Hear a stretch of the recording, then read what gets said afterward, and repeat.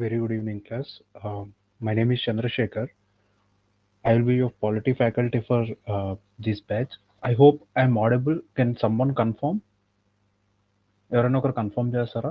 Voice క్లారిటీగానే ఉందా లేదా? Yes, sir. Yes, sir. Yes, thank you. Thank you, Kirtan, Nitish, and Vivek. Yeah, thank you. So I hope all of you are beginners. UPSC ki maybe first time or recent aspirants అని అనుకుంటున్నాను. So I'll be your polity faculty for this whole batch. So we will introduce ourselves in the process. అంటే classes జరుగుతున్న కొద్దీ we'll get to know each other Yeah. better. Sorry for interruption, Shiga. Yeah, good evening, guys. From today onwards, we are going to start our standard live classes. Before going to start my session or else Chandrasekhar session, just confirm whether my audio is clear or not. Am I clear?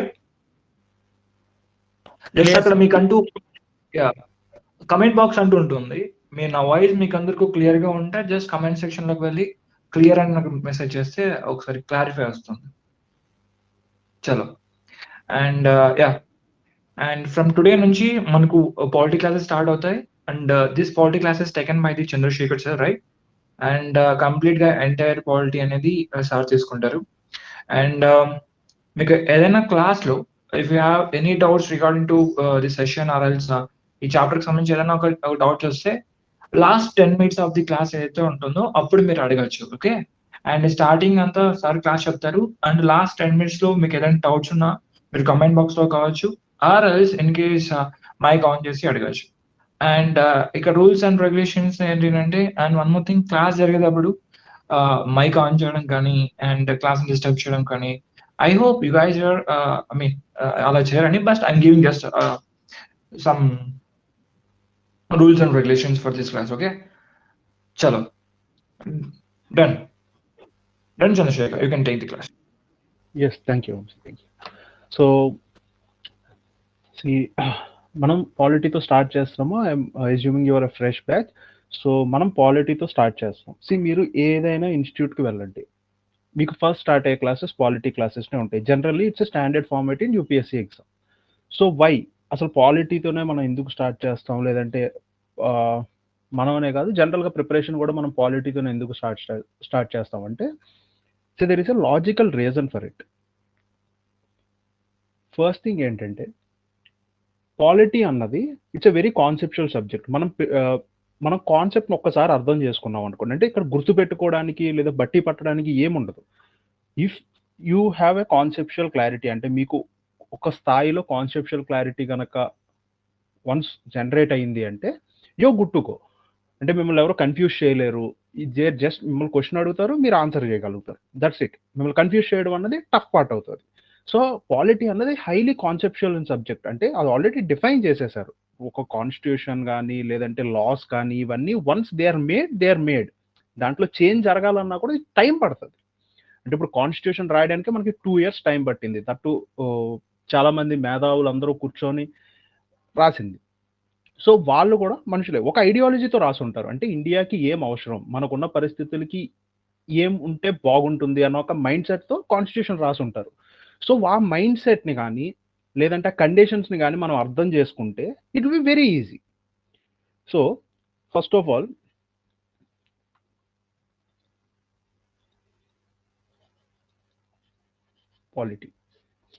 Polity అన్నది మనం GS 2లో చదువుకుంటాము. And ప్రిలిమ్స్లో let's divide it ప్రాపర్గా divide చేద్దాం. First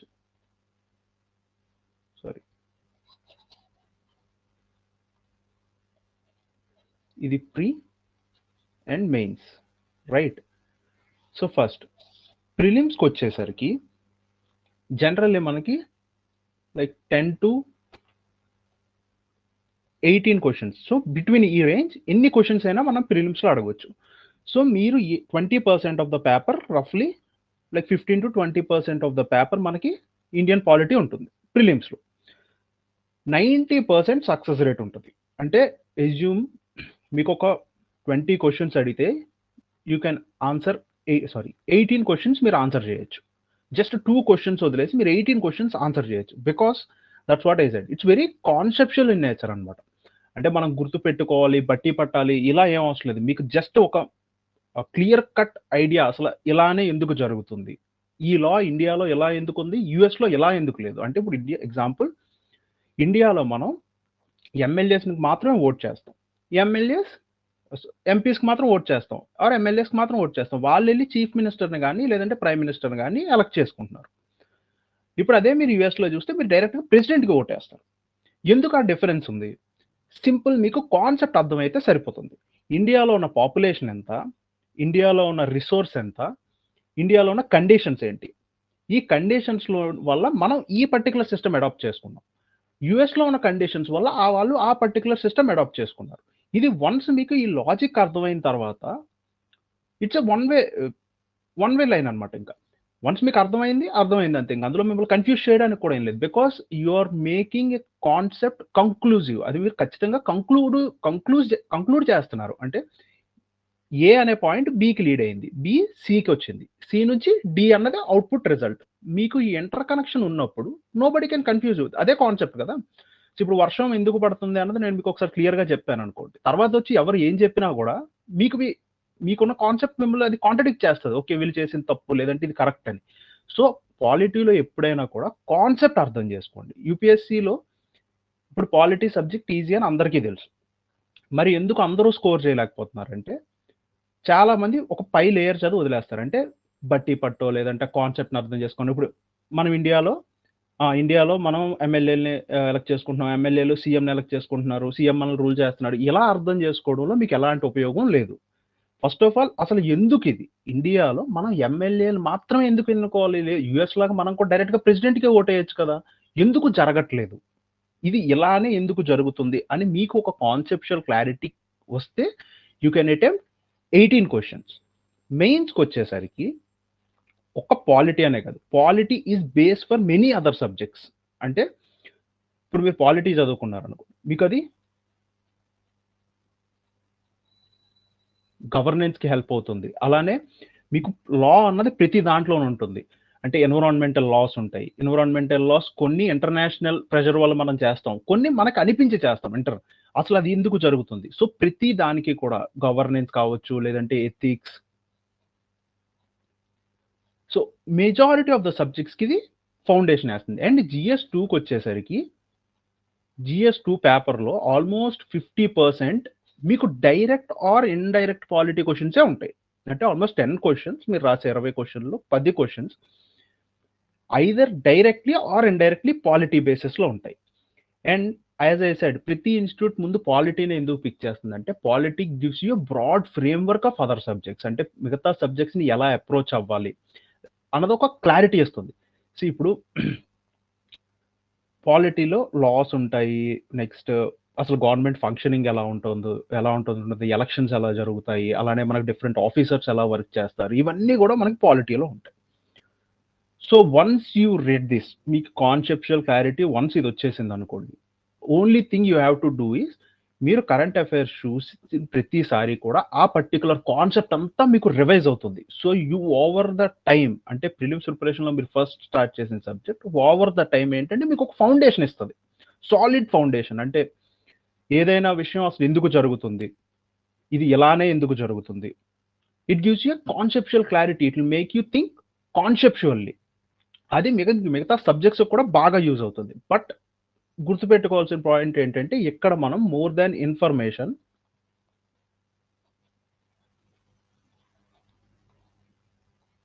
concept మీద focus చేయాలి. మీకు వన్స్ కాన్సెప్ట్ అర్థమైతే you're good to go. Even recent prelims trends కూడా చెప్తున్నాడు. ప్రిలిమ్స్ ఆర్ మెయిన్స్ ట్రెండ్స్ ఎలా ఉన్నాయంటే చాలా బేసిక్ పాయింట్ అడుగుతున్నారు. బేసిక్ పాయింట్ ఎలా అంటే అసలు అమెండ్మెంట్ అంటే ఏంటి, మీకు అమెండ్మెంట్ అనే వర్డ్ ఇప్పుడు మీకు తెలియకపోవచ్చు, బట్ ఫ్యూచర్లో అది ఒక బేసిక్ వర్డ్. అది మనం ఏదైనా లాలో చిన్న చేంజ్ చేసాం అనుకోండి, అంటే ఒక లాని ఒకలా కాకుండా ఇంకోలా చేంజ్ చేసాం. అంటే ఎగ్జాంపుల్ మీరు ఏదైనా తీసుకోవచ్చు. రైట్ నౌ కరెంట్ ట్రెండింగ్ ఎగ్జాంపుల్స్లో మీకు ఇప్పుడు సింపుల్ ఎగ్జాంపుల్ చెప్పాలంటే ఇప్పుడు ఎలక్షన్ ఆఫ్ ద క్యాండిడేట్ ఉంది అనుకోండి. ఒక ఎలక్షన్ క్యాండిడేట్ ఉంది, సో పంచాయతీ ఎలక్షన్స్ ఒకలా జరుగుతుంది అన్నది ఒక లా ఉంది ఆల్రెడీ. ఇప్పుడు పంచాయతీ ఎలక్షన్ ఇలా కాదు వేరేలా చేద్దాము అని ఇంకొక లా తీసుకొచ్చారు. దీన్ని మనం అమెండ్మెంట్ అంటాం సింపుల్గా. మనం మాట్లాడుకోవడానికి ఇంత సింపుల్గా ఉంది. వాళ్ళు ఆప్షన్స్లో ఏం చెక్ చేస్తున్నారంటే మీ కాన్సెప్చువల్ క్లారిటీ చెక్ చేస్తున్నారు. అసలు అమెండ్మెంట్ అంటే మీకు ఎలా అర్థమైంది అన్నది వాళ్ళు చెక్ చేస్తున్నారు. 4-5 ఆప్షన్స్ ఉంటాయి, 4 క్లోజ్ ఒకలానే ఉంటాయి మీకు. వాడు ఎక్స్పెక్ట్ చేస్తుంది ఏంటంటే అసలు అమెండ్మెంట్ అన్నదాన్ని మీరు ఎలా అర్థం చేసుకుంటున్నారు అని. ఆ 4 ఆప్షన్స్ ఒక option close to the definition mentioned in constitution ఉంటుంది. అంటే కాన్స్టిట్యూషన్లో అమెండ్మెంట్కి ఒక డెఫినేషన్ ఉంటుంది కదా, దానికి క్లోజ్గా ఒక ఆప్షన్ ఉంటుంది. ఆ ఆప్షన్ మీరు ఫైండ్ అవుట్ చేయాలన్నది వాడు ఎక్స్పెక్టేషన్. సో దీంట్లో మీరు గుర్తు పెట్టుకోవడానికి కానీ మీ దగ్గర ఎంత ఇన్ఫర్మేషన్ ఉన్నా కూడా it's of no use. Information వల్ల ఎలాంటి ఉపయోగం లేదు. మీకు ఎంత ఇన్ఫర్మేషన్ తెలుసు అన్నది దాంతో మనకి పని లేదు.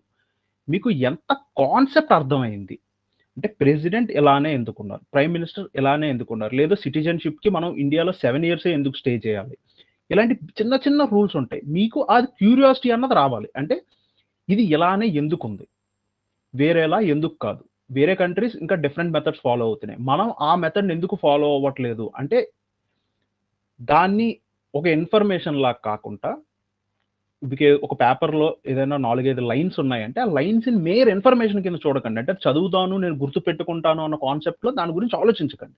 మీరు ఆలోచించాల్సింది ఏంటంటే మొత్తం చదివిన తర్వాత మీకంటూ మీ లోపల ఒక ఆబ్జెక్ట్ ఒక ఓవరాల్ కంక్లూజన్ ఫామ్ చేసుకోవాలి. ఇది ఇలానే ఎందుకు ఉంది, why not the other way. Okay, ఇది ఇలా ఉంది కదా, అసలు ఇది ఇలానే జరగడానికి గల కారణం ఏంటి. ఇప్పుడు మనకి నేషనల్ లాంగ్వేజ్ అంటూ ఒకటి లేదు. హిందీ మనం official language Hindi, national language అంటూ లేదు. మనకి ఎందుకు నేషనల్ లాంగ్వేజ్ లేదు, Hindi majority of the population మాట్లాడుతున్నారు కదా, మరి ఎందుకు దాన్ని నేషనల్ లాంగ్వేజ్ కింద పెట్టలేదు, పెట్టొచ్చు కదా అని క్వశ్చన్ వచ్చింది అనుకో. మీరు దాన్ని డ్రా చేయగలగాలి. అసలు ఎందుకు లేదు, ఉంటే ప్రాబ్లం ఏంటి, అసలు లేకపోవడం వల్ల ఏమైనా అడ్వాంటేజ్ ఉందా, వేరే కంట్రీస్ ఫాలో అవుతున్నప్పుడు మనం అలా ఒక నేషనల్ లాంగ్వేజ్ని డిక్లేర్ చేయడానికి ప్రాబ్లమ్స్ ఏంటి, ఒకవేళ ఫ్యూచర్లో వచ్చే అవకాశం ఉందా. This is concept. మనకు నేషనల్ లాంగ్వేజ్ లేదు, హిందీ కాదు, అది ఓన్లీ అఫీషియల్ లాంగ్వేజ్ మాత్రం. ఇది సింపుల్ ఇన్ఫర్మేషన్. ఈ ఇన్ఫర్మేషన్ అందరి దగ్గర ఉంది, కానీ ఈ ఇన్ఫర్మేషన్ని మీరు ప్రాసెస్ చేయగలగాలి. అంటే వై, ఎందుకు, ఎలా, ఇలా కాకపోతే ఇంకొకలా జరుగుంటే పరిస్థితి ఏంటి. సో మీకు ఆ conceptual understanding is very important. ఈ ఒక్క సబ్జెక్ట్ అనే కాదు, వేరే సబ్జెక్ట్స్లో కూడా అది ఇంపార్టెంట్. కానీ నేను ఎందుకు చెప్తున్నానంటే పాలిటీలో ఈ ఇన్ఫర్మేషన్ అండ్ కాన్సెప్ట్కి మధ్యలోనే క్వశ్చన్ ఫ్రేమింగ్ అన్నది ఉన్నది. అంటే ప్రతి ఒక్కరి దగ్గర ఇన్ఫర్మేషన్ ఉందని యూపీఎస్సీ పేపర్ ఫిక్స్ చేసే వాళ్ళు అందరికీ తెలుసు. They tend to confuse you with the concept. అంటే మీకు క్వశ్చన్ చదవంగానే మీకు వచ్చు అన్న ఫీలింగే ఉంటుంది. అంటే ప్రిలిమ్స్ పేపర్ మీరు తీసుకొని చూస్తే క్వశ్చన్ చదవంగానే ఎస్ నాకు ఈ క్వశ్చన్ వచ్చు అన్న ఫీలింగ్లోనే మనం ఉంటాం, బికాజ్ వీ హ్యావ్ ఇన్ఫర్మేషన్. కానీ ఆప్షన్స్ చదివినప్పుడు కానీ లేదంటే క్వశ్చన్ ఆన్సర్ చేద్దామని కూర్చున్నప్పుడు కానీ మనకి ఆ రిలవెన్సీ అన్నది రాదు. అంటే కింద ఆప్షన్స్ 4 చూస్తే క్వశ్చన్ కరెక్టే, నాకు ఈ కాన్సెప్ట్ వచ్చు, ప్రెసిడెంట్ గురించి క్వశ్చన్ అడిగారు, నాకు ఆ కాన్సెప్ట్ వచ్చు ప్రెసిడెంట్ గురించి. బట్ వీళ్ళు ఎలాంటి కాన్సెప్ట్ అడుగుతారంటే అసలు ప్రెసిడెంట్ ఇలాంటి ఫంక్షన్స్ ఎందుకు పర్ఫామ్ చేస్తున్నారు, why not the other functions. దీనికి ఆన్సర్ మీకు దొరకదు, బికాస్ మీ దగ్గర ఇన్ఫర్మేషన్ మాత్రమే ఉంది, దానికి లాజిక్ అండ్ కంక్లూజన్ లేదు. సో మెయిన్ మనం ఈ పాలిటీ క్లాసెస్లో మనం ఫోకస్ చేసేది ఏంటంటే మోర్ దెన్ ఇన్ఫర్మేషన్ మనం కాన్సెప్ట్ని ఫోకస్ చేద్దాం.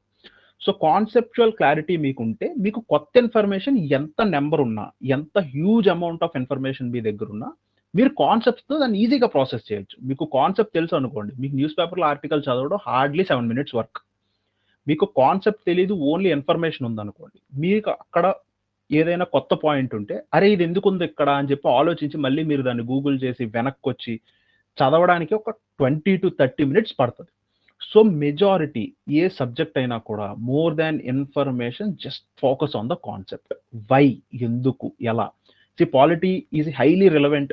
మీకు 10 to 18 క్వశ్చన్స్ ప్రిలిమ్స్లో వస్తాయి, 50% ఆఫ్ ద పేపర్ GS2లో ఉంటుంది. ఇది అంతా మీకు నెట్లో కానీ లేదంటే మీరు ఏ ఆన్లైన్ సోర్సెస్లోకి వెళ్ళి వెతికినా కూడా మీకు ఇన్ఫర్మేషన్ దొరుకుతుంది. బట్ ఓన్లీ థింగ్ ఏంటంటే ఇది చెప్పే వాళ్ళు చాలా తక్కువ మంది ఉంటారు. అంటే ఇన్ఫర్మేషన్ వర్సెస్ కాన్సెప్ట్. ఇన్ఫర్మేషన్ మీద ఫోకస్ చేయకండి, ఎంత వీలైతే అంత కాన్సెప్ట్ నేర్చుకోండి. ఇప్పుడు and next I would like to give you one useful suggestion. Standard source maintain చేయడంలో తప్పు లేదు. సో పాలిటిక్ కూడా స్టాండర్డ్ సోర్సెస్ చాలా ఉన్నాయి. ఫస్ట్ సోర్సెస్కి వస్తే See, all say Lakshmikant.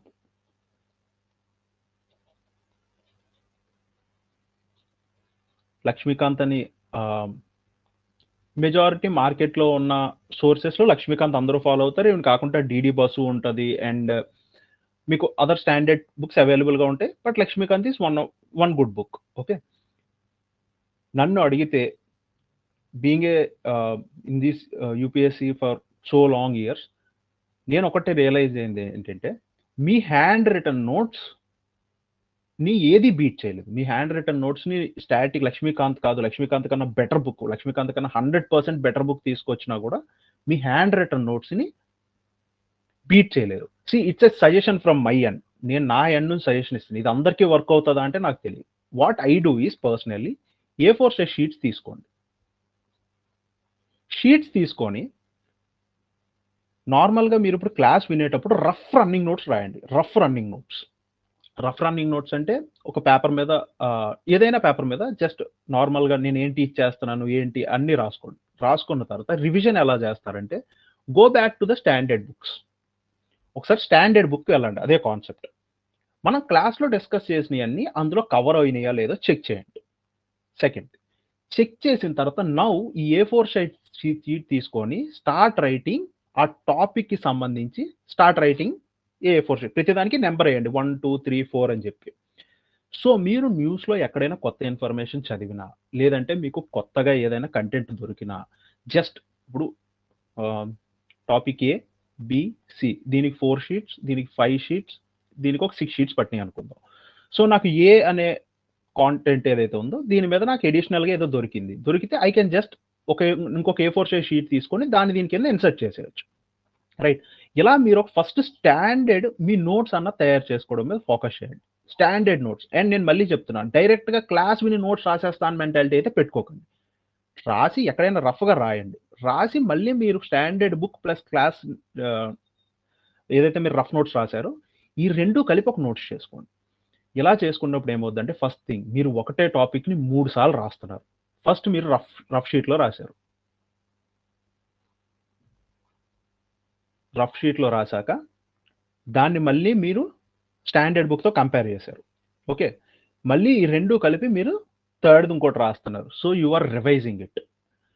Class అయిపోయిన తర్వాత it hardly takes 20 to 30 minutes మీకు.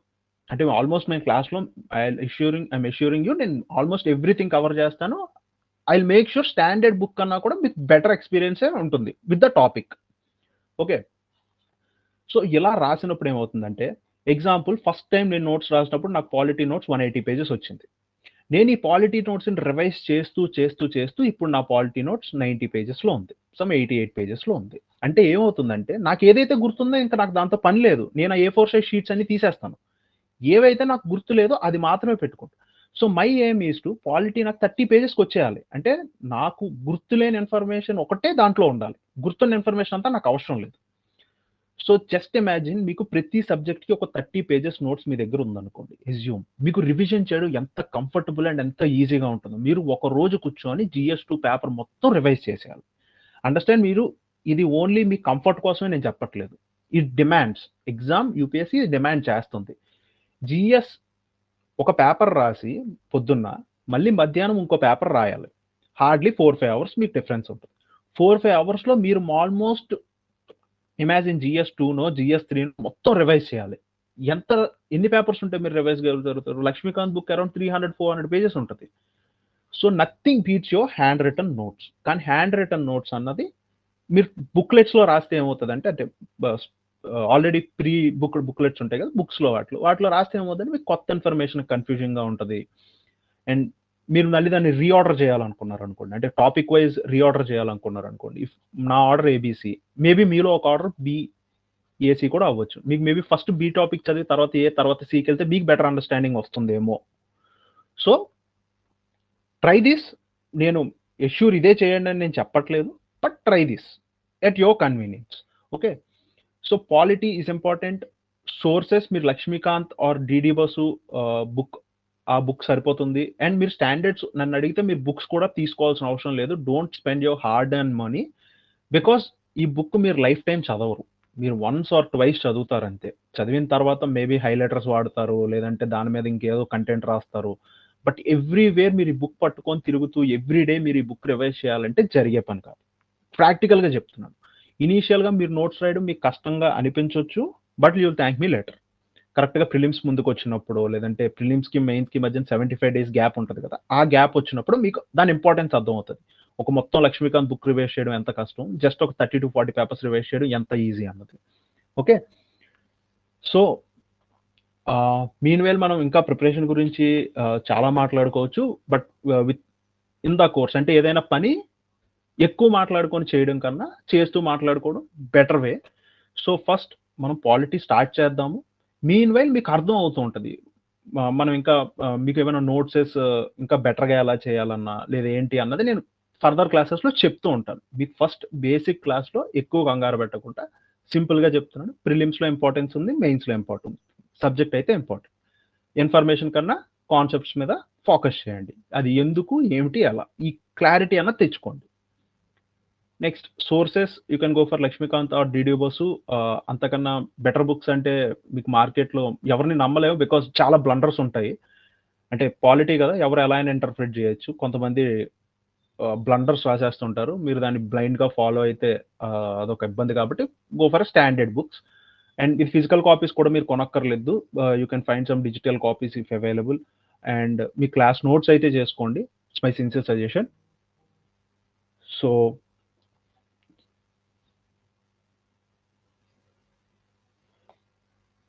యెస్. సో బేసిక్‌గా ఇండియన్ పాలిటీ ఏంటంటే మనం ఆల్మోస్ట్ 6థ్ క్లాస్ ఎన్‌సీఈఆర్‌టీ నుంచి డిస్కస్ చేస్తాం. Right? Starting from 6థ్ to 12థ్ NCERT. Then will follow 'Lakshmikanth.' Okay. 'లక్ష్మీకాంత్‌లో' లేనివి కూడా కొన్ని టాపిక్స్ ఉంటాయి. ఆ టాపిక్స్ నేను మీకు వర్చువల్‌గా ఎక్స్‌ప్లెయిన్ చేస్తాను. అండ్ మీకు రిలవెంట్ సోర్సెస్ కూడా ప్రొవైడ్ చేస్తాను. ఓకే. సో, అండ్ మనం as per UPSC restart standard format follow అవుతున్నాం. స్టాండర్డ్ ఫార్మాట్ ఏంటంటే once NCERTs are done. NCERTs వారం రోజులు ఏదైతే ఎన్‌సీఈఆర్‌టీస్ ఉన్నాయో 6థ్ టు 12థ్ వన్స్ ఈ ఎన్‌సీఈఆర్‌టీస్ అయిపోయిన తర్వాత when we go into proper subject 'Lakshmikanth' proper సబ్జెక్ట్‌లోకెళ్ళినప్పుడు ఏంటంటే like PYQs are guiding lights for UPSC. ఇవి తప్ప మనకి వేరే ఆప్షన్ లేదనమాట. అంటే యూపీఎస్సీ ఏం క్వెషన్ అడుగుతుందా అన్నది ఎవ్వరు ప్రిడిక్ట్ చేయలేదు. ఇదేదైనా ప్రిడిక్టబిలిటీ ఉందంటే ఆ ప్రిడిక్టబిలిటీ అంతా మనం పీవైక్యూస్ నుంచే డ్రా చేస్తాం. అంటే వాళ్ళు ఎలా అడుగుతున్నారు? ఏ టాపిక్ అడుగుతున్నారు? ఈ టాపిక్‌లో ఆప్షన్స్ ఇలా ఫ్రేమ్ చేస్తున్నారు. దీన్ని అర్థం చేసుకోవడం ద్వారా మేబీ ఫ్యూచర్‌లో మనం ఏ టైప్ ఆఫ్ క్వెషన్స్ అడగొచ్చు? మన ప్రిపరేషన్ ఎలా చేయాలి? ఏ డైరెక్షన్‌లో చేయాలి? అన్నది ఒకటి తెలుస్తుంది. ఫస్ట్‌ది డైరెక్షన్. సెకండ్‌ది ఏంటంటే వాట్ టు ఫోకస్ ఆన్. అంటే అసలు మనం దేని మీద ఫోకస్ చేయాలి? ఇప్పుడు మీరు పాలిటీ మీద ఒక టాపిక్ పేరు కొడితే అంటే సిటిజన్‌షిప్ గాని, అమెండ్మెంట్ అని గాని మీరు వెళ్లి కొడితే మీకు 100 కంటెంట్ వస్తది. అంటే ఒక్కొక్కళ్ళు ఒక్కొక్కటి రాస్తుంటారు. మీకు 100 సోర్సెస్ దొరుకుతుంటాయి. మరసలు ఏం చదవాలి? ఏం చదవకూడదు? పీవైక్యూస్ చెప్తాయి మీకు. పీవైక్యూస్ చూసి ఓకే. ఈ పర్టిక్యులర్ టాపిక్‌ని యూపీఎస్సీ ఈ స్థాయిలో అడుగుతుంది. అంటే ఆల్రెడీ 3, 4 క్వెషన్స్ అడిగారు. సో, యూపీఎస్సీ దానికి ఇంపార్టెన్స్ ఇస్తుంది. ఆ టాపిక్‌ని ఇన్ డెప్త్ చదువుతాం. ఏదైతే టాపిక్‌ని యూపీఎస్సీ రిపీటెడ్‌గా అడగట్లేదో, ఏదైతే టాపిక్ మీద యూపీఎస్సీ కూడా ఫోకస్ చేయట్లేదో, మనం ఏం చేస్తామంటే ఓవర్‌వ్యూ తెచ్చుకుంటాము. ఓవర్‌వ్యూ కింద ఒక బేస్ ఫార్మ్ చేసుకుంటాం ఫర్ ఫ్యూచర్ సేఫ్టీ. ఏమో మేబీ టఫ్ క్వెషన్ అడగొచ్చేమో అన్నట్టు.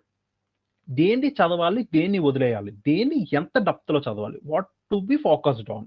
దేన్ని ఫోకస్ చేయాలి అన్నది కూడా యూపీఎస్సీ పీవైక్యూస్‌నే ఇస్తది. అండ్ డైరెక్షన్ కూడా. అంటే ఏ సబ్జెక్ట్ ముందు చదవాలి? ఏ సబ్జెక్ట్ వెనకాతల చదవాలి? ఏ సబ్జెక్ట్ ఎలా ప్రిపేర్ అవ్వాలి? ఇప్పుడు దీంట్లో కరెంట్ అఫైర్స్‌కి ఎక్కువ రిలవెన్స్ ఉంది. ఇప్పుడు ఎకానమీ తీసుకున్నారనుకోండి. కరెంట్ అఫైర్స్ అన్నవి చాలా ఎక్కువ రిలవెంట్‌గా ఉంటాయి. పాలిటీ తీసుకున్నారనుకోండి. కరెంట్ అఫైర్స్ రిలవెన్స్ ఉంటది అని అనను. But static is the king. Static మీకు ఖచ్చితంగా తెలిసుండాలి. Because majority of the questions static నుంచి కూడా వస్తాయి. Okay. So, PYQs are guiding light. So, ప్రతి క్లాస్‌కి ముందు ఏంటంటే ఫస్ట్ మీకు పీవైక్యూస్ చూపిస్తాం. అంటే రఫ్‌గా పీవైక్యూస్ ఏ కాన్సెప్ట్స్ నుంచి అడుగుతున్నారు? ఎలా అడుగుతున్నారు? తర్వాత మీకు కాన్సెప్ట్ ఎక్స్‌ప్లెయిన్ చేస్తాను. సో థట్ మీకు దేని మీద ఎక్కువ ఫోకస్ చేయాలి, దేన్ని వదిలేయకూడదు అనేది మీకో క్లారిటీ ఉంటుంది. At end of the session మనం ఆ పీవైక్యూస్‌ని సాల్వ్ చేద్దాము. And we will have a discussion session. Last 10-15 minutes ఏంటంటే మనం డిస్కస్ చేద్దాము. మీకున్న డౌట్స్ నేను క్లారిఫై చేస్తాను. అండ్ నేను కొన్ని క్వశ్చన్స్ అడుగుతాను, you can answer it in the comment box. Okay, so ఇది basic format. So let's get started. ఈరోజు 6th క్లాస్ ఎన్సీఆర్టీ మీద మనం ఫోకస్ చేస్తున్నాము. సో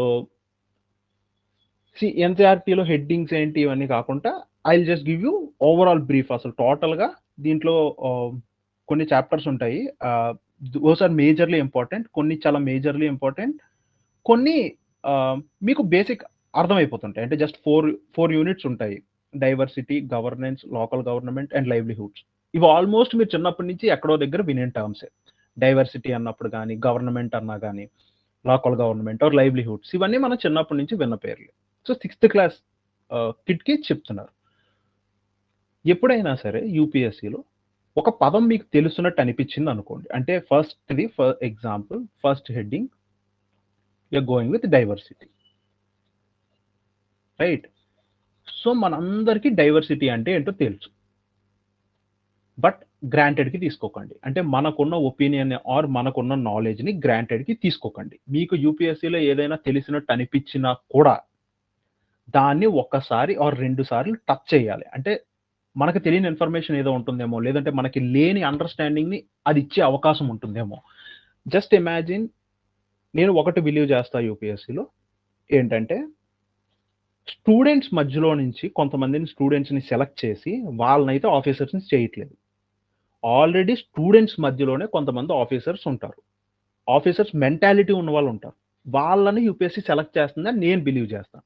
ఎందుకు చెప్తున్నా అంటే, మనకి ఏదైనా ఇప్పుడు స్టూడెంట్ అంటే తెలిసింది అంటే అది తెలుసు అన్నట్టు గ్రాంటెడ్కి తీసుకుంటాం. But imagine being an officer, మీకు ఒక విషయం తెలిసినా కూడా మేబీ ఇందులో తప్పు జరగడానికి అవకాశం ఉందేమో, లేదంటే ఇందులో మనకి తెలియంది ఏదైనా ఉందేమో, ఒకసారి చూడాలి అన్న మెంటాలిటీ ఉంటుంది. So like a job, proper job. So యూపీఎస్సీని కూడా మీరు ప్రాపర్ ఒక జాబ్ లాగా ప్రిపేర్ అవ్వాలి. అంటే గ్రాంటెడ్కి తీసుకోకండి. ఇది నేను చదవకపోతే నన్ను ఎవరు అడగరు కదా, దీని గురించి నేను తెలుసుకోకపోతే నన్ను ఎవరు అడగరు కదా. ఇప్పుడు డైవర్సిటీ అంటే ఏంటో నాకు తెలుసు, దాని గురించి ఇన్డెప్త్ తెలుసుకోకపోయినా నన్ను ఎవరు అడగరు. కానీ అదే ఇమాజిన్ మీరు ఒక జాబ్లో ఉన్నారనుకోండి, ఇలాంటి చిన్న చిన్న విషయాలు తెలుసు అని వదిలేరు కదా, because you are answerable to someone. దాంట్లో ఏదైనా తప్పు జరిగితే you will be answerable to someone. So మీకు తెలిసినా కూడా ఒకసారి ఎందుకు చూద్దాం అన్నట్టు చూస్తారు కదా. సో ఆ మెంటాలిటీ ప్రిపేర్ చేసుకోండి. ఇప్పుడు డైవర్సిటీ అన్నది తెలుసు మనకి. ఈ డైవర్సిటీకి డెఫినేషన్ అందరం చెప్పగలం. డైవర్సిటీ ఏంటంటే డిఫరెంట్ జనాలు ఒక చోట కలిసి ఉండడం డైవర్సిటీ, ఇది అందరికీ. బట్ ఇదే డైవర్సిటీకి నేను social, economical and political dimensions అడిగాను అనుకోండి, ఎంతమంది చెప్పగలం? యూపీఎస్సీకి మనకి అలాంటి నాలెడ్జ్ కావాలంటే జనరల్ నాలెడ్జ్ అవసరం లేదు. అంటే ఉత్త డైవర్సిటీ అంటే ఏంటో తెలియడంలో మనకి ఎలాంటి ఉపయోగం లేదు. డైవర్సిటీని ప్రాపర్ ఫార్ములా లాగా, లేదంటే ఒక ప్రాపర్ కాన్సెప్ట్ లాగా ఎక్స్ప్లెయిన్ చేయగలగాలి. అంటే దీనివల్ల ఇది జరుగుతుంది, దీనివల్ల ఇది ఉంది, డైవర్సిటీ అంటే ఇన్ని వేరియేషన్స్ ఉంటాయి, ఇదంతా కలిపితే అంటే ఒక కాన్సెప్చువల్గా అనమాట. అంటే నాలెడ్జబుల్ పర్సన్ ఎక్స్ప్లెయిన్ చేసినట్టు చేయగలగాలి, not just a layman language. So నార్మల్గా డైవర్సిటీ మనకి తెలిసిన బేసిక్ డెఫినేషన్ డైవర్సిటీలో ఏంటంటే coexistence of multiple identities. So co existence of, I'm sorry,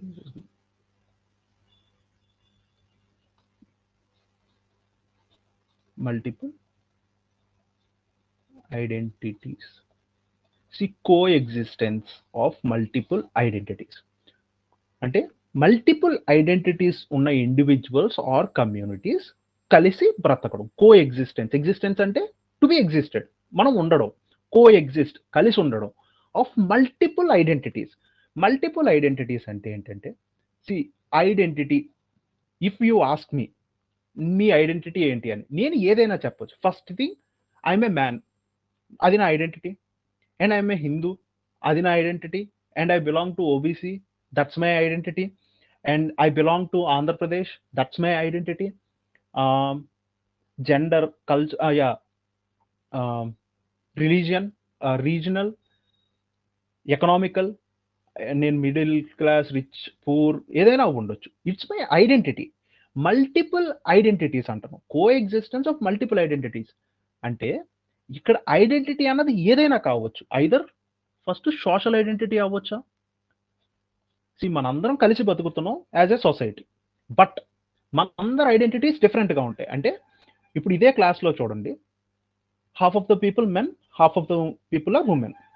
identity మారుతుంది, బట్ అందరం కలిపి ఒకటే క్లాస్లో ఉన్నాం. It's also example of diversity. ఇప్పుడు మన క్లాస్ని ఎగ్జాంపుల్ తీసుకుంటే మ్యాన్ ఉన్నారు, ఉమెన్ ఉన్నారు, different religions, different regions. So మనందరికీ ఉన్న డిఫరెంట్ ఐడెంటిటీస్ని పక్కన పెట్టి we're existing together. That's the diversity. So దీంట్లో ఫస్ట్ ఇది సోషల్ తీసుకోండి. సోషల్ అంటే what's the caste, class. Social అంటే సింపుల్, సొసైటీ పరంగా ఆలోచించండి. ఒక సొసైటీగా, సోషల్గా, కమ్యూనిటీ, మన క్యాస్ట్ ఏంటి, మన క్లాస్ ఏంటి, ఇవన్నీ. Next cultural.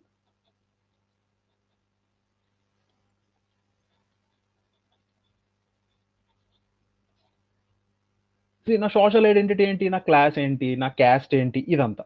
What's my cultural identity అంటే నేను ఫాలో అవుతున్న కస్టమ్స్ ఏంటి, నేను ఫాలో అవుతున్న ట్రెడిషన్స్ ఏంటి. ఎగ్జాంపుల్, ఇప్పుడు మనం ఉగాది చేసుకుంటున్న టైంలోనే మనకి కేరళలో ఓణం అని ఒక ఫెస్టివల్ జరుగుతుంది. మీరు చూస్తే అది వాళ్ళకి న్యూ ఇయర్, మనకి ఉగాది అన్నది మన తెలుగు క్యాలెండర్లో న్యూ ఇయర్, రైట్? బట్ వాళ్ళు చేసుకునే సెలబ్రేషన్స్ వేరు, మనం చేసుకునే సెలబ్రేషన్స్ వేరు. మేబీ ఆ రోజు వాళ్ళు తినే ఫుడ్, వాళ్ళు చేసే ప్రేయర్స్ అవి డిఫరెంట్గా ఉండొచ్చు. మనం చేసే ఫుడ్, మనం చేసే ప్రేయర్స్ డిఫరెంట్గా ఉండొచ్చు. బట్ మనందరం కలిపి ఇండియాలోనే ఉంటున్నాం. But our identity in perspective of culture is different. అంటే కల్చర్ వరకు వచ్చేసరికి మన ఐడెంటిటీస్ డిఫరెంట్నే, but all are we all are Indians. Okay, cultural identity అంటే కస్టమ్స్, ట్రెడిషన్స్. అంటే మనం పంచ ఒకలా కట్టచ్చు, లేదంటే రాజస్థానీకి వెళ్ళారనుకోండి, మీరు వాళ్ళు పంచ డిఫరెంట్గా కడతారు. So different customs, different traditions, ఇది కల్చరల్ ఐడెంటిటీ. నెక్స్ట్ లింగ్విస్టిక్ అంటే ఇండియాలో ఆల్మోస్ట్ 1600 లాంగ్వేజెస్ ఉన్నాయి. అంటే ట్రైబల్స్ మాట్లాడే లాంగ్వేజ్, మైనారిటీస్ మాట్లాడే లాంగ్వేజ్, అన్ని లాంగ్వేజ్లు కలిపితే మనకి 1600 లాంగ్వేజెస్ ఉన్నాయి. మన లింగ్విస్టిక్ ఐడెంటిటీ అది. నెక్స్ట్ ఒకటి రీజియన్, నెక్స్ట్ రిలీజియన్, అలానే ఎకనామికల్, జెండర్. ఏదైనా తీసుకోండి, అంటే social, cultural identity, linguistic identity, region and religion, economical, gender, ఇవన్నీ కూడా మన identities. So coexistence of multiple identities. ఇప్పుడు వీళ్ళ అంతా కలిసి ఒక టెరిటరీలోనో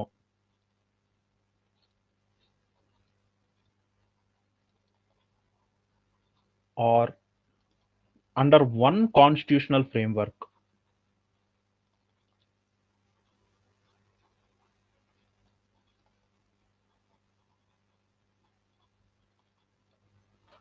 ఎగ్జిస్ట్ అయ్యారు అనుకుందాం. That's a diversity. ఇప్పుడు ఇండియా ఈజ్ డైవర్స్ కంట్రీ అని నేను ఆప్షన్ చెప్పాను అనుకోండి, ఎస్ మీరు అనొచ్చు. అదే ఇప్పుడు ఎగ్జాంపుల్, ఒక రూమ్లో అందరూ బాయ్స్, అందరూ హిందూస్, అందరూ same group, same age group, same language, same region, same economical class ఉన్నారనుకోండి. అప్పుడు నేను వాళ్ళని ఆర్ యూ డైవర్స్ అని అడిగితే the answer is no. But ఇప్పుడు ఇండియా లాంటి ఒక కంట్రీ తీసుకొని, ఈజ్ ఇండియా డైవర్స్ కంట్రీ అంటే ఎస్, మాకు డిఫరెంట్ సోషల్ స్ట్రాటాస్ ఉన్నాయి. అంటే డిఫరెంట్ క్యాస్ట్ ఉన్నాయి, డిఫరెంట్ క్లాసెస్ ఉన్నాయి. అంటే క్లాస్ అంటే మీకు ఇప్పుడు ఎలా అయినా కన్సిడర్ చేయండి. ఇప్పుడు ఎకనామికల్ క్లాస్ తీసుకున్నారు అనుకోండి, ఈడబ్ల్యూఎస్ అనే రిజర్వేషన్ ఉంది. సో వాళ్ళకి ఏం చెప్తున్నాము, they are people below certain income level. So వాళ్ళందరికీ కూడా మేము సర్టెన్ క్లాస్ క్రియేట్ చేస్తున్నాం. So they are a class. So social మాకు సోషల్ మల్టిపుల్ ఐడెంటిటీస్ ఉన్నాయి. అలానే కల్చరల్ ఐడెంటిటీకి వస్తే వీ హ్యావ్ మల్టిపుల్. ఇండియాలో మీరు చెప్పాల్సిన అవసరమే లేదు, బికాజ్ ఒకప్పుడు ఆంధ్రప్రదేశ్లోనే లేదంటే తెలంగాణలోనే చూస్తే, ఎగ్జాంపుల్ మీరు ఆంధ్రప్రదేశ్ తీసుకున్నారు అనుకోండి, ఉత్తరాంధ్ర అంతా ఒక స్లాంగ్ మాట్లాడతారు, ఒక కైండ్ ఆఫ్ ఫుడ్ తింటారు. మీరు మళ్ళీ స్లోగా గోదావరి దానికి వస్తే మీకు యాస మారిపోతుంది, మీకు ఫుడ్ కల్చర్ మారిపోతుంది. అలానే కొంచెం పైకి వస్తే మీకు రాయలసీమ, ఇదంతా కూడా మళ్ళీ డిఫరెంట్ ఉంటుంది. So we have different customs, different traditions. Languages చెప్పాల్సిన అవసరం లేదు, every state has a own language. ఇప్పుడు చాలా మంది ఏమంటారంటే నార్త్ ఇండియా అంతా హిందీ మాట్లాడుతుంది అని అంటారు. మీరు ఇప్పుడు బీహార్లో ఉన్న హిందీకి పంజాబ్లో ఉన్న హిందీకి కంపేర్ చేయండి, చాలా డిఫరెన్స్ ఉంటుంది. ఐ కెన్ బెట్ ఇద్దరు మాట్లాడుకుంటే కనీసం ఒకరు మాట్లాడేది ఇంకోళ్ళకి అర్థం కాదు. రెండు sounds like Hindi, but different dialect ఉంటుంది, డిఫరెంట్ వర్డ్స్ యూసేజ్ కూడా ఉంటుంది. మనకు ఓన్లీ ట్రెడిషనల్గా నార్త్ ఇండియా అంటే మనం చూసేది ఏంటంటే ఈ మిడిల్ పార్ట్ ఒకటి, నెక్స్ట్ ఈ ముంబై, ఇవంతా చూసి మనం మిగతా స్టేట్స్ అన్ని కూడా అదే ఫాలో అవుతుంది అనుకుంటాం. బట్ నో, హిందీలో కూడా డిఫరెంట్ డైలెక్ట్స్ ఉన్నాయి. So language region and regional చెప్పక్కర్లేదు మనం. Economical condition, India is highly ఏమంటారు డిఫరెన్సెస్ చాలా ఎక్కువ మనకి. ఎకనామికల్ డిఫరెన్సెస్ చూస్తే మీకు రీసెంట్గా మీరు చాలా న్యూస్లో కానీ ఇన్స్టాగ్రామ్స్లో మీరు చూస్తున్నప్పుడు మీకు వినే ఉంటుంది, ఇండియాలో only 10% of the people, top 10%, 40% of the India వెల్త్ని హోల్డ్ చేస్తున్నారంట. అంటే మిగతా 90% కలిపి 60% వెల్త్ని పంచుకుంటున్నారు. సో ఆబ్వియస్లీ డిఫరెన్స్ అన్నది ఉంటుంది, ఎకనామికల్, జెండర్, రైట్. సో ఇప్పుడు డైవర్స్ కో ఎగ్జిస్టెన్స్ అన్నప్పుడు, కో ఎగ్జిస్టెన్స్ అంటే ఎక్కడ కో ఎగ్జిస్టెన్స్ అంటే ఒక పర్టికులర్ టెరిటరీలో కానీ ఒక పర్టికులర్ కాన్స్టిట్యూషనల్ ఫ్రేమ్వర్క్లో కానీ. ఇప్పుడు కో ఎగ్జిస్టెన్స్ అంటే ఎక్కడ కో ఎగ్జిస్టెంట్గా ఉంటున్నారు అంటే ఇప్పుడు ఒక ఇంట్లో ఉంటున్నారా, లేదంటే ఒక వీధిలో ఉంటున్నారా, ఎక్కడ ఉంటున్నారు? ఒక టెరిటరీ చెప్పు. లేదు టెరిటరీ కాదంటే వన్ కాన్స్టిట్యూషనల్ ఫ్రేమ్వర్క్. ఇప్పుడు ఇండియా మొత్తానికి ఒక కాన్స్టిట్యూషన్ ఉంది. సో ఇండియా మొత్తం నువ్వు డిఫైన్ చేయాలనుకుంటున్నావా, లేదంటే ఒక పర్టికులర్ ఏరియా డిఫైన్ చేయాలనుకుంటున్నావా? అంటే ఇప్పుడు డైవర్సిటీ అంటే నేను మీ విలేజ్ లెవెల్లో మాట్లాడొచ్చు, మా స్ట్రీట్ లెవెల్లో కూడా నేను డైవర్సిటీ గురించి మాట్లాడొచ్చు. Just it's a co existence. మనం ఫస్ట్ ఆ బౌండరీని డిఫైన్ చేస్తాము, ఆ మల్టిపుల్ ఐడెంటిటీస్ ఏంటో కూడా డిఫైన్ చేస్తున్నాం. Simple. Diversity coexistence of multiple identities. Coexistence ఎక్కడ? కో ఎగ్జిస్టెన్స్ ఒక డిఫైన్ టెరిటరీ, ఒక particular territory. What are the multiple identities? We have class. నేను ఇవి చెప్తున్నాను కదా, ఇవి మాత్రమే ఉంటాయని మీరు అనుకోవద్దు. యూ కుడ్ ఇమాజిన్, మీరు ఇమాజిన్ చేయండి, ఇవి కాకుండా ఇంకేమన్నా డైమెన్షన్స్ ఉన్నాయేమో, సోషల్, ఎకనామికల్, కల్చరల్, రీజనల్, ఇవన్నీ కాకుండా ఇంకేమైనా డైమెన్షన్స్ ఉన్నాయేమో ఎక్స్ప్లోర్ చేయండి. ఓకే. సో నౌ ఇండియా వరకు చూస్తే ఏంటంటే వీఆర్ రిచ్ ఇన్ డైవర్సిటీ.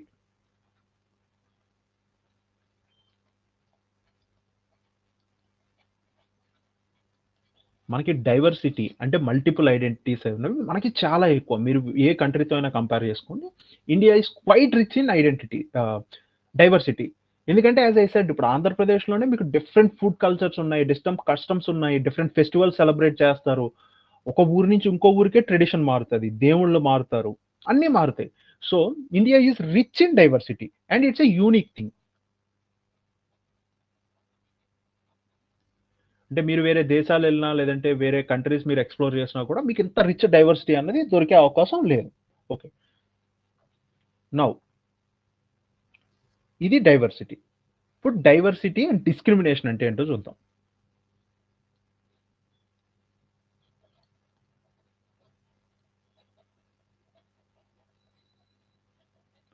ఇప్పుడు నేను మిమ్మల్ని క్వశ్చన్ అడుగుతున్నా. క్వశ్చన్ ఏంటంటే, ఇప్పుడు ఈ మల్టిపుల్ ఐడెంటిటీస్ ఉన్నాయి కదా డైవర్సిటీలో, నేను దీన్ని దేన్నైనా కారణం కింద చూపించి ఒక పర్సన్ నాకన్నా తక్కువ, లేదంటే ఆ పర్సన్ నాకన్నా ఎక్కువ అని నేను ఫీల్ అయినా, లేదంటే కామెంట్ చేసినా, లేదా నన్ను వేరే వాళ్ళు ఫీల్ అయ్యేలా చేసినా కూడా ఈజ్ దిస్ జస్టిసబుల్? అంటే అది న్యాయమేనా? సో అందరికీ వచ్చే కామన్ ఆన్సర్ నో. ఇప్పుడు I may be from a different caste, I may be from a different class, I may be have a different customs, నేను మాట్లాడే భాష వేరే అయి ఉండొచ్చు, నేను వచ్చిన రీజియన్ వేరే అయి ఉండొచ్చు, నా ఎకనామిక్ కండిషన్స్ వేరే అయి ఉండొచ్చు, ఐదర్ నేను మ్యాన్ ఆర్ ఉమెన్ అయి ఉండొచ్చు. దేనినైనా బేస్ కింద చూపించి నన్ను అన్ఈక్వల్గా ట్రీట్ చేశారు అనుకుందాం.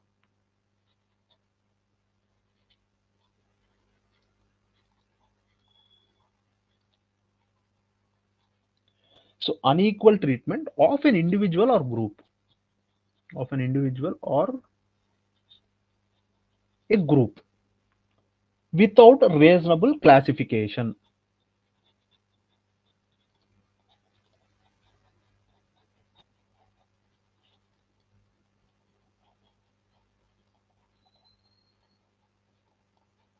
సింపుల్. చూడండి, అన్ఈక్వల్ ట్రీట్మెంట్ ఎగ్జాంపుల్ దీంట్లో నుంచి ఒక కండిషన్ తీసుకుందాం. Let's assume gender. ఇప్పుడు ఉమెన్ కానీ మ్యాన్ కానీ just on the basis of their gender discriminate చేసామనుకోండి, అంటే వాళ్ళకి ఆపర్చునిటీ అన్ఈక్వల్గా ట్రీట్ చేస్తున్నాం. అంటే కొంతమంది ఈ జాబ్కి ఉమెన్కి ఇవ్వము, ఈ జాబ్ మ్యాన్కి ఇవ్వము అని చెప్పి మనం వాళ్ళని అన్ఈక్వల్గా ట్రీట్ చేస్తున్నాం. అంటే ఉన్న జాబ్ ఆపర్చునిటీకి మ్యాన్ అయినా ఒకటే, ఉమెన్ అయినా ఒకటే, వాళ్ళకి వర్క్ జరగాలి. బట్ నేను ఈ రోల్లో ఓన్లీ మ్యాన్స్ మాత్రమే నేను అపాయింట్ చేసుకుంటాను, ఉమెన్ని అపాయింట్ చేయను అన్నాను అనుకోండి. లేదంటే ఈ పర్టికులర్ క్యాస్ట్ని మాత్రమే నేను అపాయింట్ చేసుకుంటాను, ఈ పర్టికులర్ క్యాస్ట్ని నేను అపాయింట్ చేయను అన్నాను అనుకోండి. నేను అది అన్ఈక్వల్ ట్రీట్మెంట్ ఇస్తున్నట్టు వాళ్ళకి. అంటే జస్ట్ వాళ్ళు అమ్మాయి అవ్వడం వల్ల లేదంటే అబ్బాయి అవ్వడం వల్ల వాళ్ళు ఆ జాబ్కి అర్హులు అవ్వకుండా పోరు. బట్ నేను వాళ్ళని అన్ఈక్వల్గా ట్రీట్ చేస్తున్నాను కాబట్టి that's a discrimination of a individual or a group without any reasonable classification. Simple thing. ఇప్పుడు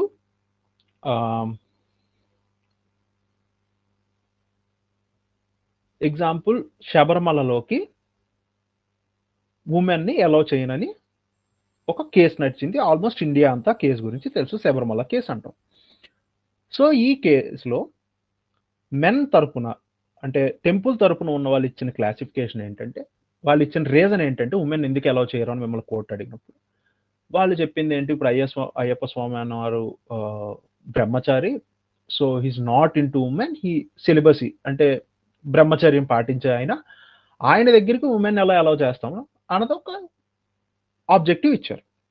సో దానికి మళ్ళీ సుప్రీంకోర్టు మీరు ఎలా డిస్క్రిమినేట్ చేయడం కరెక్ట్ కాదని చెప్పి ఉమెన్ని అలౌ చేయమంది. ఇది ఒక ఎగ్జాంపుల్.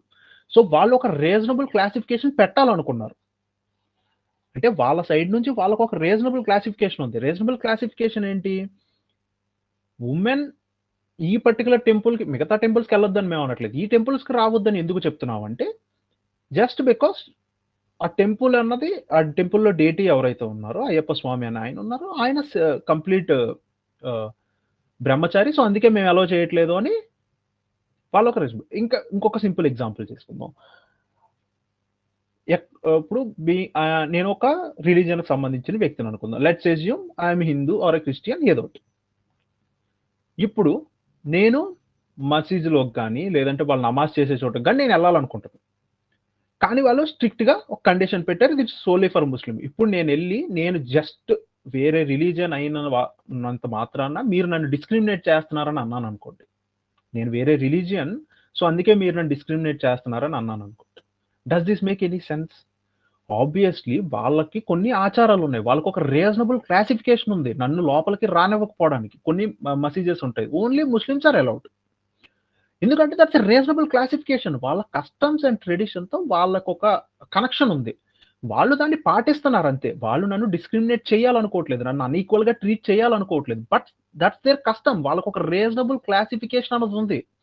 ఈ రీజనబుల్ క్లాసిఫికేషన్ లేకుండా గనక మిమ్మల్ని అన్ఈక్వల్గా ట్రీట్ చేస్తే అది డిస్క్రిమినేషన్ అవుతుంది. అంటే ఏ కారణము లేదు, ప్రాపర్గా అసలు ఏ రీజను లేదు.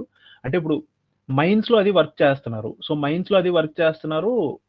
సో ఉమెన్ అన్న వాళ్ళు ఫిజికల్గా కొంచెం మజిల్ తక్కువ ఉంటుంది కదా, సో అందుకని మేము అలౌ చేయట్లేదు, అది హజార్డస్ కండిషన్ కాబట్టి అన్నారు అనుకోండి, ఓకే ఫైన్. ఇప్పుడు అదే ఉమెన్ ఒక సాఫ్ట్వేర్లోకి అలౌ చేయకపోతే అది డిస్క్రిమినేషన్ అవుతుంది. ఎందుకంటే సాఫ్ట్వేర్లోకి అలౌ చేయకపోవడానికి పెద్ద కారణం ఏం లేదు. ఇప్పుడు మైన్స్లో మీరు ఎందుకు అలౌ చేయట్లేదు అంటే మీరు కారణం ఇచ్చారు, and that's reasonable. 1 kilometre 2 kilometres under గ్రౌండ్కి వెళ్ళాలి, చాలా వెయిట్స్ మోయాలి, ఫిజికల్గా వాళ్ళు కొంచెం మజిల్ తక్కువ ఉంటుంది కదా, సో అందుకని మేము వాళ్ళని మైన్స్లో అలౌ చేయట్లేదు అంటే అది ఒక రీజన్. మేబీ వేరే రీజన్స్ ఏమన్నా మైనింగ్, హజార్డ్స్, ఇవన్నీ. కానీ ఏ రీజను లేకుండా గనక అన్ఈక్వల్గా ట్రీట్ చేస్తే దాన్ని మనం డిస్క్రిమినేషన్ అంటాం. డిస్క్రిమినేషన్ అన్నది దేనికి లీడ్ చేస్తుందంటే, can lead to inequality.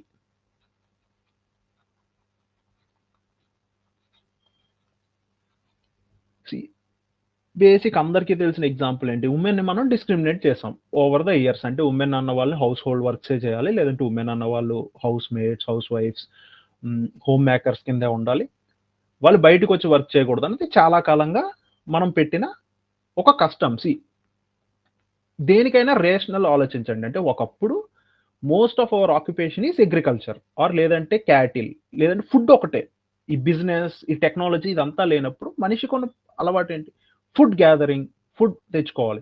So ఎవరైతే ఫిజికల్గా స్ట్రాంగ్ ఉన్నారో వాళ్ళు ఫుడ్ గ్యాదరింగ్ చేసేవారు, ఎవరైతే ఫిజికల్గా కొంచెం వీక్ ఉన్నారో వాళ్ళు ఇంట్లో ఉండి కేర్ తీసుకునేవారు. So obviously physically men have greater body structure, వాళ్ళు ఎక్కువ ఫిజికల్ స్ట్రెంగ్త్తో ఉంటారు. So that's the reason women అనే వాళ్ళు ఇంట్లో ఉండరు. So with the customs so on ఏమైంది, అది మనకు వాళ్ళకి అలవాటు చేస్తాం. సో వితౌట్ ఎనీ అది ఆ రోజు రెలవెంట్, బికాజ్ ఆ రోజు ఏంటి టెక్నాలజీ లేదు, ఏం లేదు, ఫిజికల్గా బలం ఉన్నవాడిదే ఫుడ్, ఎవరికైతే బలం ఉంటుందో వాళ్ళు వెళ్తారు ఫుడ్ తీసుకొస్తారు. సో ఆ కష్టం ఆ రోజు వర్క్ అయింది. బట్ ఇప్పుడు అది unreasonable, because the world today is runs on brains. Physical power మీద ఏది రన్ అవ్వట్లేదు. ఇప్పుడు ఈ రోజు బ్రెయిన్స్ అన్నప్పుడు both men and women are equal అన్నప్పుడు ఈ రోజు కూడా వాళ్ళని మనం డిస్క్రిమినేట్ చేయడం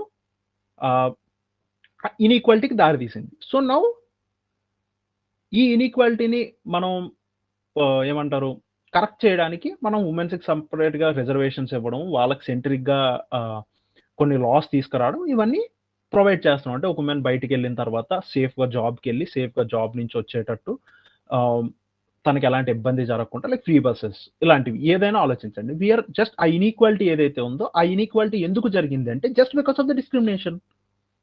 మేబీ మనం మారుతున్న టెక్నాలజీతో పాటు ఉమెన్కి కూడా అదే ఫ్రీడమ్ని స్లోగా ప్రొవైడ్ చేసి ఉంటే ఈ రోజు ఉమెన్ వర్క్ ఫోర్స్ ఎంత ఉందో మెన్ వర్క్ ఫోర్స్ కూడా అంతే ఉండేది.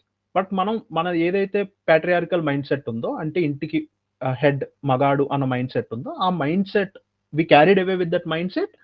అండ్ ఆ డిస్క్రిమినేషన్ వల్ల తెలుసో తెలియకో we created an unequal society in terms of gender.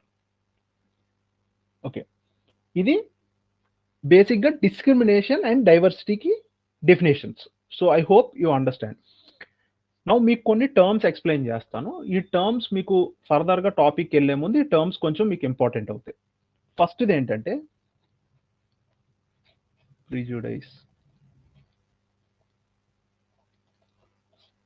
Spelling I'll write it again.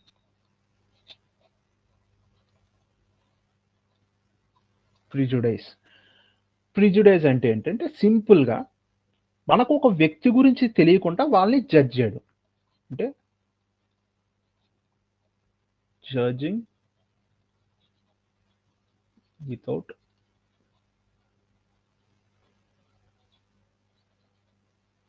Knowing them.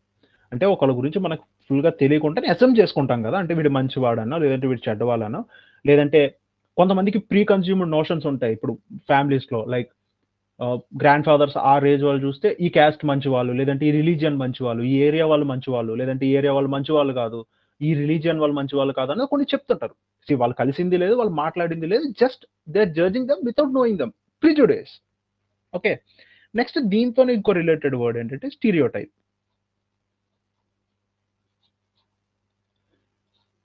Stereotyping ఏంటంటే preconceived notion.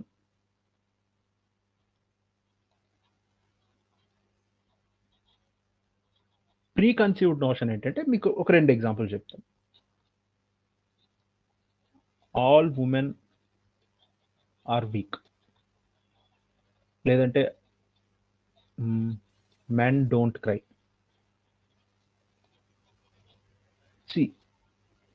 Simple, it's a preconceived notion.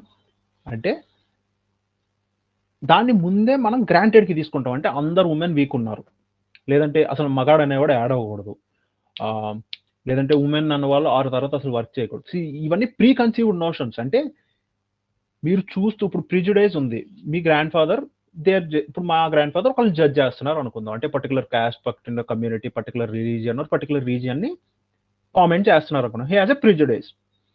ఇప్పుడు over the years ఇది into నేను I will develop a stereotype. ఈ stereotype ఏంటంటే నాకు ఆ notion ఉండిపోద్ది. నేను వెళ్ళి రీసెర్చ్ చేసి వాళ్ళతో ఇంటరాక్ట్ అయ్యి తెలుసుకున్నది కాదు, it's just a pre conceived notion. నాకు ముందు నుంచి అది ఉందంటే జనరల్ సొసైటీలో చూస్తూ నేను నేర్చేసుకున్నాను. ఏం నేర్చుకున్నాను అంటే all men are weak, all women are weak, లేదంటే మెన్ డోంట్ క్రై. బట్ ఇది నిజమా? Do all men are weak? No. Men don't cry, is it true? No. But అది మనం ఇప్పుడు ఇంటర్ క్యాస్ట్ మ్యారేజ్ చేసుకోకూడదు. ఎందుకు చేసుకోకూడదు? రీజన్ లేదు, just it's pre conceived notion. మన క్యాస్ట్లోనే పెళ్లి చేసుకోవాలి, కానీ వేరే క్యాస్ట్కి వెళ్ళి పెళ్లి చేసుకోకూడదు. అండ్ అదొక క్రైమ్ లాంటిది, లేదంటే అదొక పాపం లాంటిది. నాకు ఒక ప్రీ కన్సీవ్డ్ నోషన్ ఉందనుకోండి, దట్స్ ఎ స్టీరియోటైప్. సో జనరల్గా మీరు ఎక్కువ వింటుంటారు స్టీరియోటైపింగ్ అనేవాడు. స్టీరియోటైపింగ్ అంటే సింపుల్, ప్రీకన్సీవ్ నోషన్ అని గుర్తుపెట్టుకోండి. అంటే మనకు ఆ విషయం గురించి అవగాహన లేదు, ఫుల్‌గా నాలెడ్జ్ లేదు. కానీ మనం దాని మీద ఒపీనియన్ అయితే ఫార్మ్ చేసుకుంటాం. అది ఫిక్స్‌డ్‌గా అంటే మనం రిసర్చ్ చేసి తెలుసుకున్నది కాదు. మనం జస్ట్ చూసి, విని ఇవన్నీ చుట్టూ జరుగుతున్న ఆహ్, పరిస్థితులను బట్టి మనం నేర్చేసుకొని ఒక ఒపీనియన్ ఫార్మ్ చేసుకుంటాం. ఇప్పుడు చాలామంది ఏమంటారు ఆహ్, కన్నడ ఎళ్తే మనం ఖచ్చితంగా కర్ణాటక వెళ్తే కన్నడలో మాట్లాడితే గాని ఒప్పుకోరు. It's a prejudice. మనం ఎప్పుడైనా ఎళ్ళామా? పోనీ ఎక్స్‌పీరియన్స్ చేసామా? లేదు. మనం అక్కడ ఇక్కడ చూసి న్యూస్ కానీ, లేదంటే మీరు రీల్స్ చూడడం గాని, ఆన్‌లైన్ ఇన్ఫర్మేషన్ ఇదంతా చూసి మీకొక బ్యాక్‌గ్రౌండ్‌లో ఇమేజ్ ఫార్మ్ అయిపోతుంది. ఓకే. కర్ణాటక వెళ్తే అందరం కన్నడనే మాట్లాడాలి. లేకపోతే ఇష్యూస్ అవుతున్నాయంట. మొత్తం కర్ణాటక అంతా అవుతున్నాయా అవి? లేదు. 1 ఆర్ 2 ఇన్సిడెంట్స్ జరిగినియి. బేస్డ్ ఆన్ దట్ మనం ఒపీనియనే ఫార్మ్ చేసుకున్నాం. So, it's a stereotype. Next ah, assimilation. See మీకు 2 వర్డ్స్‌కి మీనింగ్ ఫస్ట్‌ది అసిమిలేషన్, నెక్స్ట్‌ది ఇంటిగ్రేషన్.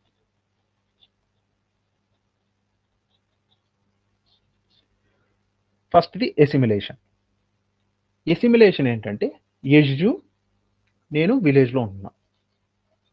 ఓకే. సో, విలేజ్‌లో ఉంటున్నాను. I'm a farmer. నౌ నేను స్లోగా సిటీకి మూవ్ అయిపోయాను.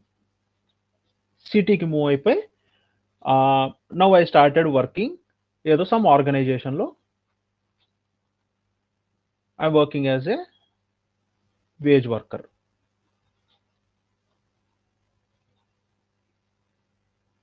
Okay.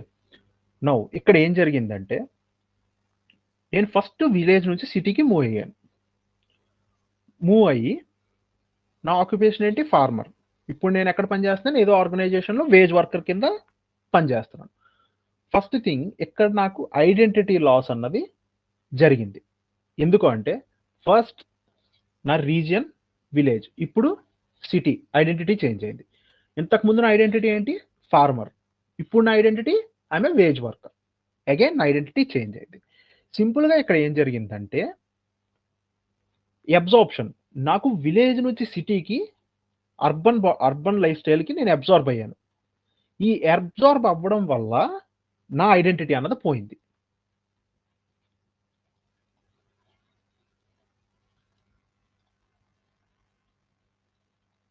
I'm no more a farmer. I'm no more a I'm no for belong to a village. నేను కంప్లీట్‌గా సిటీకి మారిపోయాను. సో, నా అర్బన్ లైఫ్ స్టైల్ మారిపోయింది. నా వే ఆఫ్ టాకింగ్ మారిపోయింది. అన్నీ మారిపోయినాయి. సో, ఇప్పుడు ఏం జరుగుతుందంటే ఫస్ట్ నేను అబ్సార్బ్ అయ్యాను. సిటీ రూరల్ నుంచి అర్బన్‌కి. Plus I also lost my identity.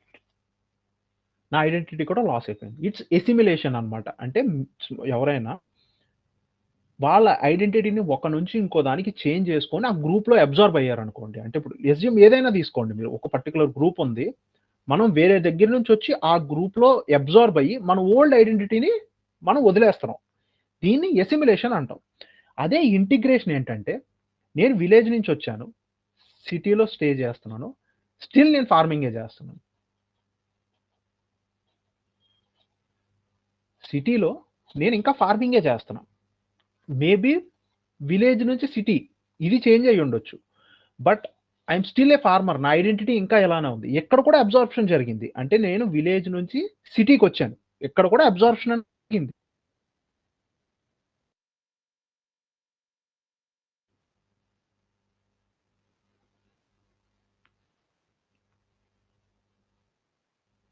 అంతే. సారీ. సాఫ్ట్‌వేర్ కొంచెం గ్లిచ్‌గా ఉంది. I fix 1 or 2 days. Kindly it.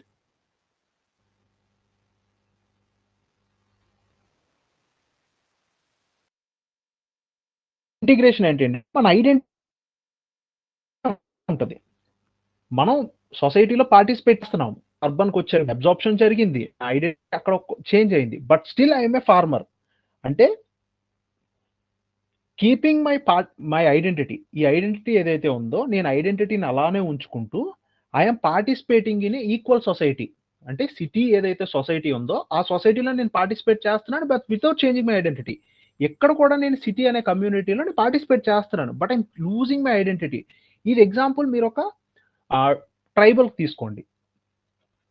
అంటే ఎగ్జాంపుల్ ఇప్పుడు వైజాగ్లోని అరకు దగ్గరలో ఒక పర్టికులర్ ట్రైబల్ ఉన్నారు. వాళ్ళకు ఒక డిఫైన్ కస్టమ్ ఉంది. అంటే డిఫరెంట్‌గా పూజ చేస్తారు. వాళ్ళు వేసుకునే బట్టలు వేరు, అన్నీ వేరు.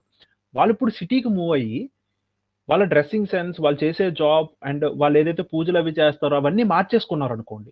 ఆబ్వియస్‌లీ వాళ్ళ ఐడెంటిటీ అన్నది లాస్ అయిపోయింది. అంటే ఇప్పుడు మళ్ళీ వాళ్ళ కస్టమ్స్ అవన్నీ రావు ఇంకా నెక్స్ట్ జనరేషన్స్‌కి. It's lost. అంటే అసిమిలేషన్ జరిగింది ఇక్కడ.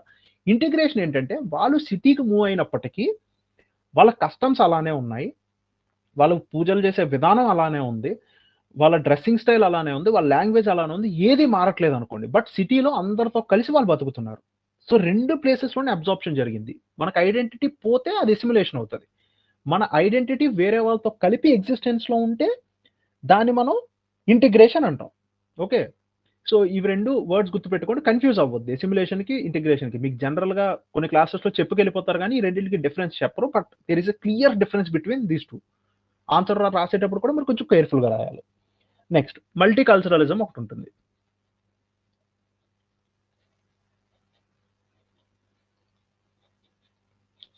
మల్టీ కల్చరలిజం అంటే ఏంటంటే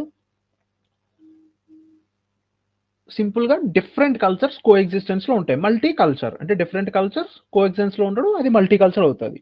నెక్స్ట్ ఎకల్చురేషన్ అని ఒక వర్డ్ ఉంటది. ఎకల్చురేషన్ ఏంటంటే సింపుల్‌గా cultural exchange without identity loss.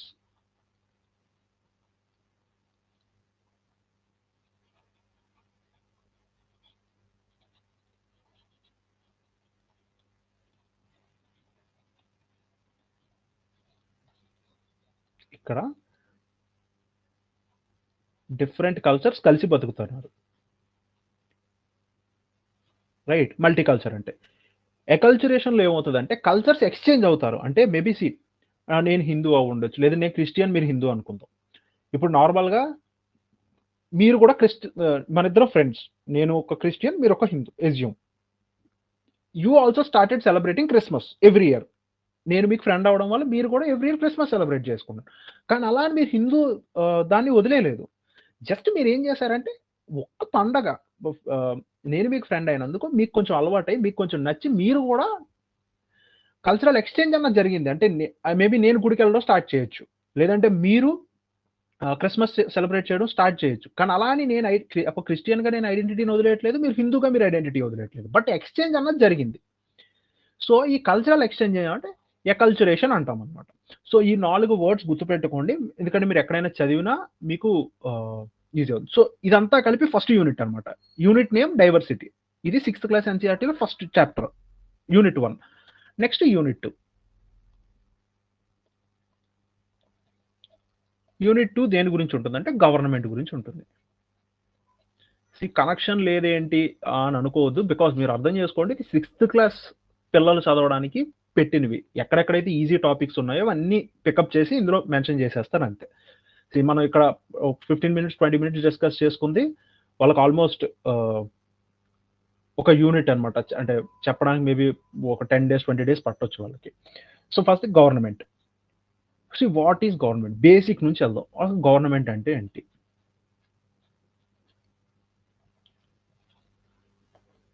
సింపుల్‌గా a body that governs a territory. అంటే గవర్నమెంట్ అంటే ఇది ఒక బాడీ. ఇందులో ఎవరు ఉంటారు? ఆబ్వియస్లీ పీపులే ఉంటారు. It's body. మనలాంటి జనాలే ఉంటారు. ఒక బాడీ కింద ఫార్మ్ అయ్యి ఉంటారు. అంటే మనం పార్లమెంట్ అంటాం. లేదంటే స్టేట్ అసెంబ్లీ అంటాం. వీళ్ళంతా ఫార్మ్ అయ్యి ఉంటారు ఒక బాడీ కింద. ఓకే. ఆ బాడీ ఏం చేస్తది? గవర్న్ చేస్తది. ఎవరిని గవర్న్ చేస్తదంటే పీపుల్ ఇన్ ఏ టెరిటరీ. అంటే ఒక పర్టిక్యులర్ ఏరియాలో ఉన్న పీపుల్‌ని గవర్న్ చేస్తే అది గవర్నమెంట్ అవుతది. Okay. So what is govern? ఒక బాడీ గవర్న్ చేస్తుందని తెలుసు. గవర్న్ అంటే ఏం గవర్న్ చేస్తుంది? అసలు గవర్న్ అంటే ఏంటి? అంటే simple. People of the territory. జనరల్‌గా గవర్నమెంట్ ఎందుకొచ్చింది అని ఎవరినైనా అడిగితే ఒక్కొక్కళ్ళు ఒక్కొక్క డిఫరెంట్ రీజన్ చెప్తారు. చాలామంది ఏం చెప్తారంటే గవర్నమెంట్ ఎలా వచ్చిందన్నది ఎవరికీ క్లారిటీ లేదు. బికాజ్ మనం స్టోరీస్ చదువుకున్నప్పటికీ రాజులు, రాజ్యాలు అన్నీ ఉన్నాయి. మరసలు గవర్నమెంట్ ఎలా వచ్చిందంటే ఒక్కొక్కళ్ళు ఒక్కొక్క రీజన్ చెప్తారన్నమాట. ఫన్నీగా ఎలా ఉంటాయంటే ఊర్లో ఉన్నోళ్ళంతా నాకు ఒకడి మీద ఒకడికి నమ్మకం లేదు. సో మా అందరికీ కలిపి కామన్గా నన్ను నా పక్కన ఉన్నవాడు ఏం చేయకుండా, అలానే నా పక్కన ఉన్నవాడు నన్నేమీ చేయకుండా, మా ఇద్దరికి ఒక కామన్ ప్రొటెక్షన్ కావాలి, అలా ఊర్లో ఉన్న వాళ్ళందరికీ కావాలని చెప్పి గవర్నమెంట్ ఫామ్ చేశారన్నది ఒక థియరీ. సెకండ్ థియరీ, ఇప్పుడు నేను రోజు వర్క్కి వెళ్ళాలి, మా పక్క వాళ్ళు ఎదురింటి వాళ్ళు అందరూ రోజు వర్క్కి వెళ్ళాలి, కానీ మా అందరికీ ఒక road basic facilities, road, water, electricity కావాలి.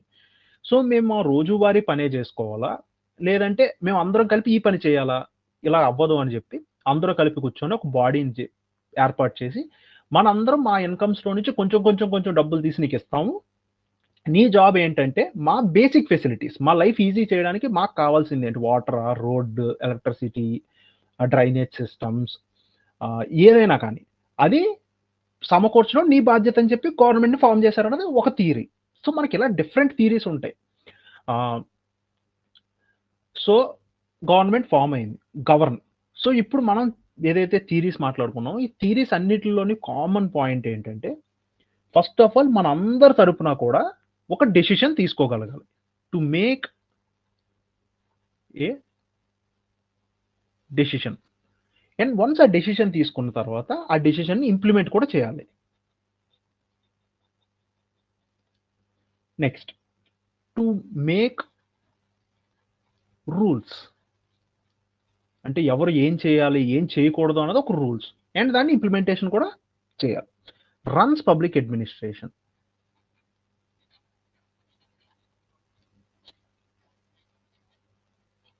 పబ్లిక్ అడ్మినిస్ట్రేషన్ అంటే సింపుల్, ఇప్పుడు ఒక స్ట్రీట్లో మనం అనుకున్నాం కదా, అందరం కలిపి గవర్నమెంట్ ఫామ్ చేసాం, ఏ థియరీ వల్ల అయినా అవ్వండి, ఒకరి మీద ఒకరికి నమ్మకం లేకపోవడం థియరీ వల్ల అయినా, లేదంటే అందరం కలిపి మన కామన్ కమ్యూనిటీ బెనిఫిట్ కోసమైనా.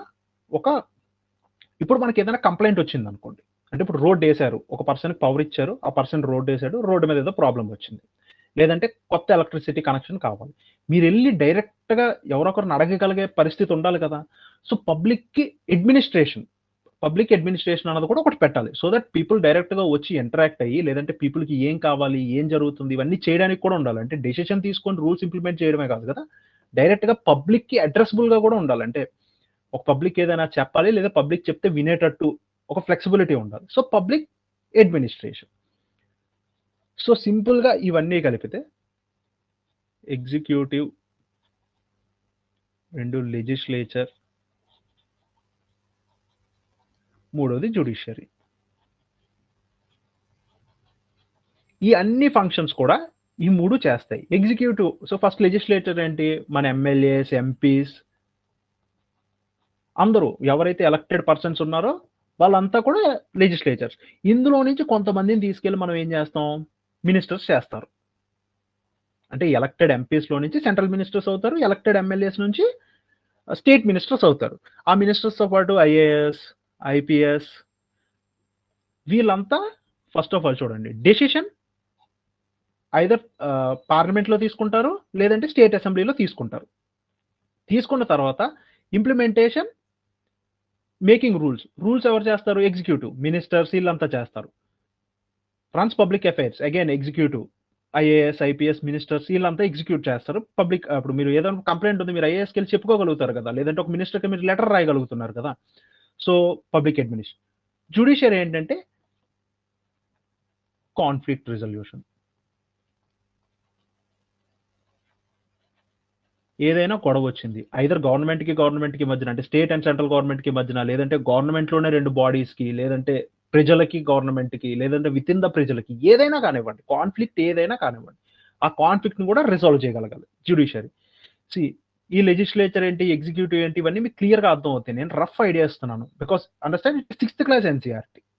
ఇందులో మీకు ఎక్కువ ఇన్ఫర్మేషన్ చెప్పినా కూడా you ten to confuse. Okay, so సింపుల్గా ఏంటంటే గవర్నమెంట్ అన్నది సింపుల్గా అర్థం చేసుకోండి. గవర్నెన్స్ అంటే ఏం గవర్న్ చేస్తుంది, ఫస్ట్ ఆఫ్ ఆల్ మన కోసం రూల్స్ చేస్తుంది, మన కోసం డెసిషన్స్ తీసుకుంటుంది, మన కోసం బేసిక్ బెనిఫిట్స్ ఏదైతే ఉందో అది ఇస్తుంది, ఇన్ఈక్వాలిటీని తగ్గించడానికి హెల్ప్ చేస్తుంది. ఏదైనా రాయొచ్చు, మీరు దీన్ని ఫిక్స్డ్గా పెట్టుకోకండి. నేను జస్ట్ మీకు కాన్సెప్ట్ ఒకరికి మాత్రం ఎక్స్ప్లెయిన్ చేస్తున్నాను. You should broaden your view. అంటే ఇలా రాసుకుంటా పోతే మనం ఒక 100 రాయొచ్చు. మన క్లాస్లో ఇప్పుడు డిస్కస్ చేసుకోండి గవర్నమెంట్ ఏం చేస్తుంది అని. బేసిక్గా మీకు బేసిక్ ఐడియా ఇవ్వడం వరకు నా బాధ్యత. I'm giving you basic idea. ఇక్కడ నుంచి concept building it's your part. Okay, so what governance అంటే బేసిక్ పాయింట్స్ మీరు మెన్షన్ చేయొచ్చు. నౌ గవర్నమెంట్ ఎన్ని లెవెల్స్లో ఉంటుంది మన ఇండియాలో? ఫస్ట్ అందరికీ తెలుసు, సెంట్రల్ గవర్నమెంట్. సెంట్రల్ లాస్ అంటే మన డిఫెన్స్ కానివ్వండి, స్టేట్లో ఎప్పుడైనా డిఫెన్స్ మినిస్టర్ అనే పేరు అన్నాము మనం? లేదు. ఓన్లీ సెంట్రల్లో డిఫెన్స్ మినిస్టర్ ఉంటాడు. కొన్ని సబ్జెక్ట్ని ఓన్లీ సెంటరే హ్యాండిల్ చేస్తుంది, కొన్ని సబ్జెక్ట్స్ని ఓన్లీ స్టేటే హ్యాండిల్ చేస్తుంది, కొన్ని సబ్జెక్ట్స్ని రెండు కలిపి హ్యాండిల్ చేస్తుంటాయి. అలా డిఫెన్స్ అనే సబ్జెక్ట్ ఏదైతే ఉందో ఈ సబ్జెక్ట్ని ఓన్లీ సెంటర్ హ్యాండిల్ చేస్తుంది. మీరు అలా చాలా ఉంటాయి. కరెన్సీ ఉందనుకోండి, currency only central government print చేస్తుంది. మీరు కరెన్సీ నోట్ తీసుకొని చూస్తే ఆర్బీఐ గవర్నమెంట్ సంతకం ఉంటుంది దాని మీద. So central government. అలానే స్టేట్ గవర్నమెంట్, సెకండ్ లెవెల్లో వచ్చేది స్టేట్ గవర్నమెంట్. మనకి పోలీస్ డిపార్ట్మెంట్ అంతా కూడా స్టేట్ గవర్నమెంట్ కిందే వర్క్ చేస్తుంది. మీకు అందుకే చూడండి, ఐఏఎస్ ఐపీఎస్ఎల్ని సెంటర్ రిక్రూట్ చేసుకుంటుంది, సెంటర్ ట్రైనింగ్ చేస్తుంది, స్టేట్ గవర్నమెంట్కి పంపిస్తుంది. స్టేట్ గవర్నమెంట్ని వదిలి వెళ్ళాలి అంటే స్టేట్ గవర్నమెంట్ రిలీవింగ్ ఇవ్వాలి. రిలీవింగ్ ఇస్తేనే మళ్ళీ మనం వేరే స్టేట్కి వెళ్ళడానికైనా లేదా సెంటర్లో వర్క్ చేయడానికైనా అవుతుంది. పోలీస్ అన్నది కంప్లీట్లీ స్టేట్ సబ్జెక్ట్. అందుకే మీరు చూడండి, మన ఎస్ఐ రిక్రూట్మెంట్ కానీ కానిస్టేబుల్ రిక్రూట్మెంట్ కానీ ఎవరు చేస్తారు? స్టేట్ గవర్నమెంట్ చేస్తుంది. ఏ స్టేట్ గవర్నమెంట్ ఆ స్టేట్ గవర్నమెంట్ చేసుకుంటుంది. అలానే ఐఏఎస్లు ఐపీఎస్లు కూడా మనకి రిక్రూట్ అయ్యేది యూపీఎస్సీ ద్వారా అయినా కూడా they report to the state government. State government permission లేకుండా వాళ్ళు స్టేట్లోంచి బయటికి అంత ఈజీగా వెళ్ళలేరు అనమాట. సో థర్డ్ వచ్చేసి local government.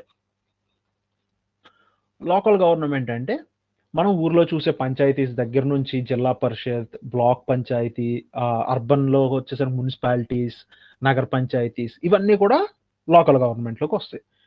Okay, so government, what is the government and ఎన్ని టైప్ ఆఫ్ లెవెల్స్లో గవర్నమెంట్ ఉంది. Okay, now types of government. Types of గవర్నమెంట్లో మీరు ఈ కాన్సెప్ట్ మొత్తాన్ని సింపుల్గా అర్థం చేసుకోవాలంటే first democratic and non democratic కింద అర్థం చేసుకోవచ్చు. డెమోక్రటిక్,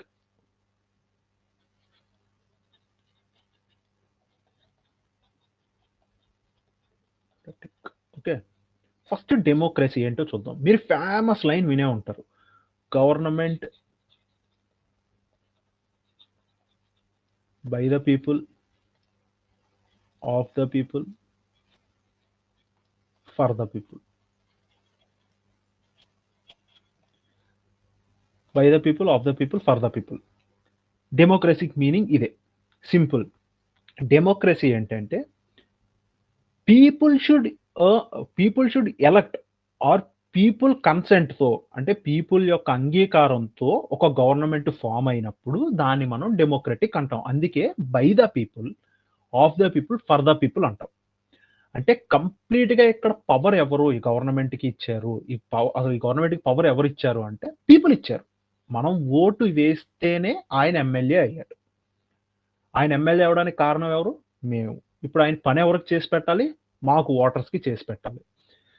సో డెమోక్రసీలో ఏంటంటే సింపుల్ థియరీ, పవర్ అంటే ఇప్పుడు గవర్నమెంట్ ఫామ్ అయింది, ఈ గవర్నమెంట్కి మీకు అసలు పవర్ ఎలా వచ్చింది అంటే the power with consent of the people. అంటే పీపుల్ యొక్క కన్సెంట్తో నేను పవర్లోకి వచ్చాను, అంటే పీపులే వాళ్ళకి పవర్ ఇచ్చారు. ఎందుకు? మా కోసం పని చేయడానికి ఆ పవర్ అన్నది ఇచ్చారు. సో ఇది డెమోక్రసీ. మరి నాన్ డెమోక్రటిక్ ఏముంటాయి సార్ అంటే మొనార్కీ, డిక్టేటర్షిప్. ఇప్పుడు నార్త్ కొరియాని తీసుకోండి. నార్త్ కొరియాలో వాళ్ళ లీడర్కి ఎవరైనా ఓటేశారా? లేదు. ఆయన ఎప్పటి నుంచో హెరిడేటరీగా వాళ్ళ ఫాదర్ తర్వాత ఈయన తర్వాత మళ్ళీ వీళ్ళ కొడుకు, ఇది కంటిన్యూ అయిపోతారు. అది కాన్స్టిట్యూషన్లో వాళ్ళు మెన్షన్ చేసుకున్నారు. వాళ్ళని డెమోక్రసీ అని మనం అనలేము, దే ఆర్ మొనార్కీ. సో ఖచ్చితంగా వాళ్ళే కంటిన్యూ అవుతారు. అక్కడ ప్రజలు, it's not by the people, of the people or for the people. అంటే ప్రజలు వాళ్ళకి పవర్ ఇవ్వలేదు, ఓటేయలేదు, వాళ్ళు కంట్రీని రన్ చేస్తున్నారు. సో వాళ్ళు monarchy or dictatorship. But democracy అయితే అవ్వరు. డెమోక్రసీ అంటే ఏంటి? పీపుల్ గవర్నమెంట్ అయి ఉండాలి.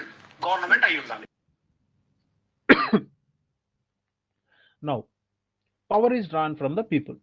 సో ఎలా డ్రా చేస్తారు? Through vote. రైట్? సో మనం ఓటేస్తున్నాం. సో ఇక్కడ ఓటేస్తున్నాం అంటే దాని అర్థం ఏంటి? First thing representation.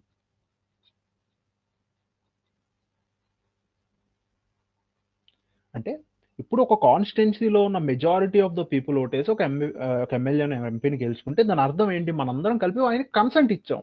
ఏమని? మా తరపున, మా అందరి కాన్స్టిట్యూషన్‌లో ఉన్న అందరి తరపున మీరు రిప్రజెంట్ చేయాలి. ఐదర్ అసెంబ్లీలో గాని, పార్లమెంట్‌లో గాని మీరు రిసెంబుల్ చేసి మా ప్రాబ్లమ్స్‌ని, మేము చెప్పలేని ప్రాబ్లమ్స్ ఏవైతే ఉన్నాయో మా తరపున మీరు అక్కడ చెప్పాలి. So first representation. మీరు రిప్రజెంటేషన్ అంటే ఓటేసి రిప్రజెంటేషన్ ఇచ్చారంటే isn't he answerable to you? అంటే పవర్ ఎక్కడి నుంచి వచ్చింది? మీ నుంచి వచ్చింది. మరి మీకు ఆన్సరబుల్‌గా ఉండాలి గదా! So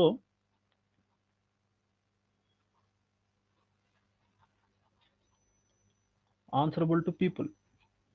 representation of people. So ఇక్కడ ఆన్సరబుల్ టు ద పీపుల్.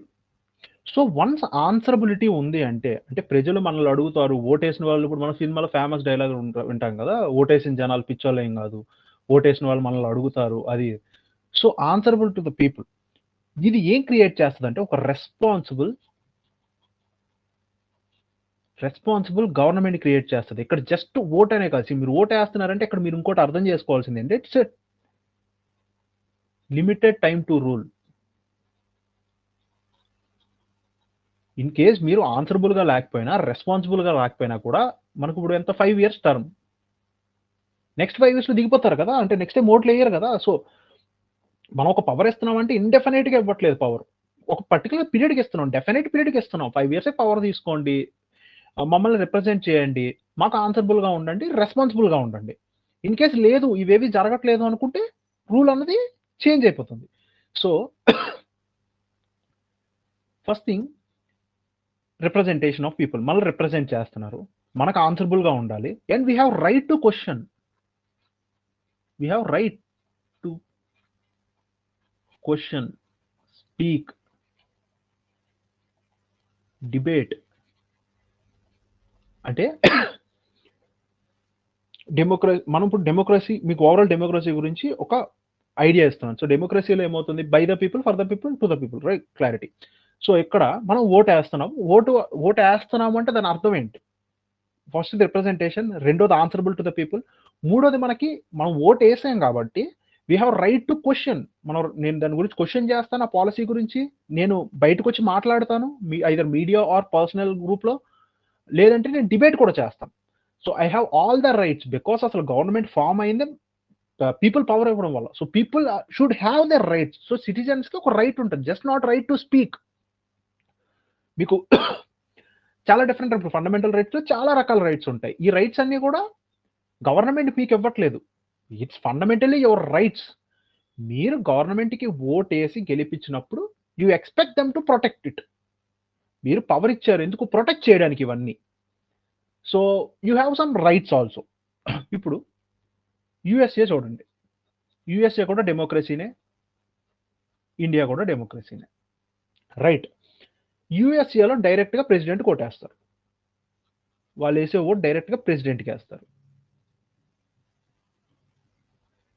ఇండియాలో మనం ఓట్ ప్రెసిడెంట్‌కి వేయం. జస్ట్ మన రిప్రజెంటేటివ్స్‌కి వేస్తాం. రిప్రజెంటేటివ్స్ ఎళ్లి ప్రెసిడెంట్‌ని చూజ్ చేసుకుంటారు. రైట్? రెండిట్లోని ఓట్ చూడండి common. People consent is common thing. రెండు డెమోక్రసీనే. కానీ ఇక్కడ ఏం జరుగుతుందంటే it's a presidential form of democracy and this is a parliamentary form of democracy. అంటే ఇప్పుడు రిప్రజెంటేటివ్స్ అందరూ కలిసి పార్లమెంట్‌లో ఉంటారు. మనం పార్లమెంట్‌ని ఎలక్ట్ చేసుకుంటున్నాం. వాళ్ళు ప్రెసిడెంట్‌ని ఎలక్ట్ చేసుకుంటున్నారు. రైట్? ఇదేంటి? ఇక్కడ ఏం జరుగుతుందంటే it's a parliamentarian form of democracy. ఇది presidential form of democracy. Simple. రెండు దగ్గర ఓటు వేస్తున్నారు. రెండు దగ్గర పీపులే గవర్నమెంట్‌కి కన్సెంట్ ఇస్తున్నారు. రూల్ చేయండి అని చెప్పి. So it's a democracy. అది ఏ కైండ్ ఆఫ్ డెమోక్రసీ? అది ప్రెసిడెన్షియల్ ఫార్మ్ ఆఫ్ డెమోక్రసీనా? లేదంటే పార్లమెంటరీ ఫార్మ్ ఆఫ్ డెమోక్రసీ అన్నది మనకి సెకండరీ. అలానే డైరెక్ట్ అండ్ ఇండైరెక్ట్ డెమోక్రసీ అని ఒకటి ఉంటుంది.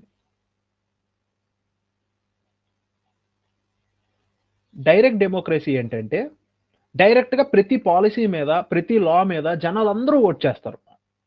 అది direct democracy.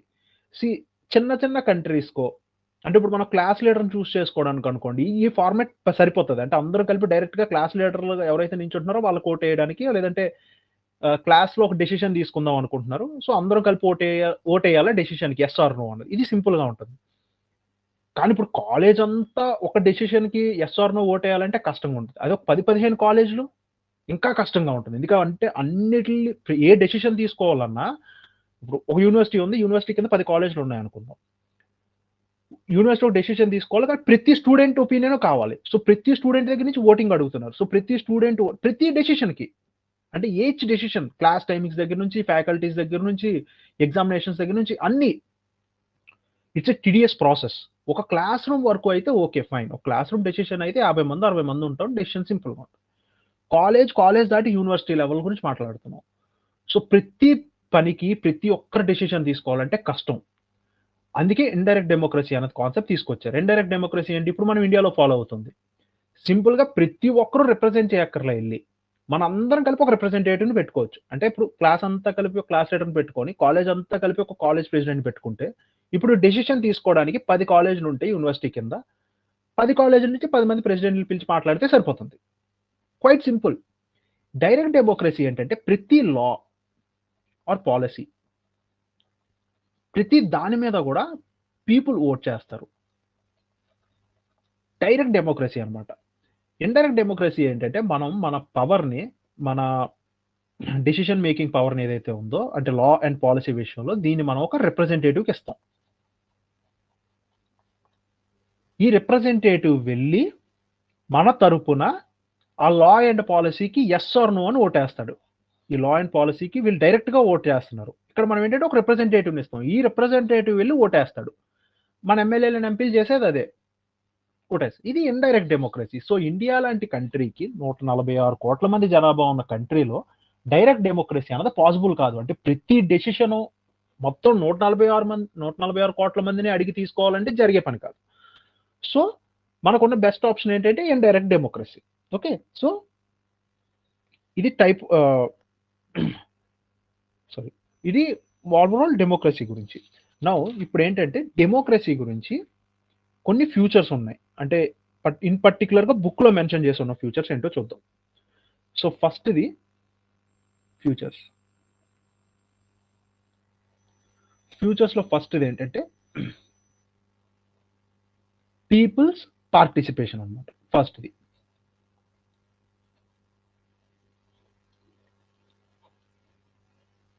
First future. Simple people participation అంటే జస్ట్ ఓటింగ్ ఒక్కటే కాదు మీరిక్కడ అర్థం చేసుకోవాల్సింది. Not just voting. ఇప్పుడు ప్రొటెస్ట్ అంటే గవర్నమెంట్‌కి ఎగనెస్ట్‌గా ప్రొటెస్ట్ చేయాలనుకుంటున్నాను. లేదంటే గవర్నమెంట్ పాలిసీస్‌కి ఎగనెస్ట్‌గా నేను ప్రొటెస్ట్ చేయాలనుకుంటున్నాను. దాంట్లో కూడా పార్టిసిపేషన్ ఉండాలి. సో, డెమోక్రసీ అంటే పీపుల్ ఓట్ ఎయడమే కాదు. గవర్నమెంట్ పీపుల్‌కి రెస్పాన్సిబుల్‌గా ఉండాలి. రెండోది పీపుల్‌కి రైట్స్ ఉండాలి. బికాజ్ నేను నీకు పవర్ ఇచ్చాను. So, you are drawing power from me. మా నుంచి నువ్వు పవర్ డ్రా చేస్తున్నావు. మేము నీకు కన్సెంట్ ఇచ్చాము. సో, మాకు కొన్ని రైట్స్ అనేవి ఉండాలి. Right. So, right to protest గాని, ఎక్స్‌ప్రెసింగ్ ఒపీనియన్ గాని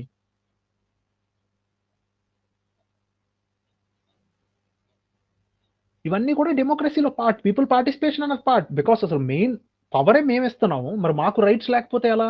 సో, పీపుల్ పార్టిసిపేషన్ ఒకటి. Second thing elected representatives. అంటే ఇప్పుడు మనం 3 లెవెల్స్ చూసాం. National level, central level, state level and local level అని. 3 దాంట్లో కూడా ఎలా ఉండాలంటే ఉండాలి. అంటే వాళ్ళకి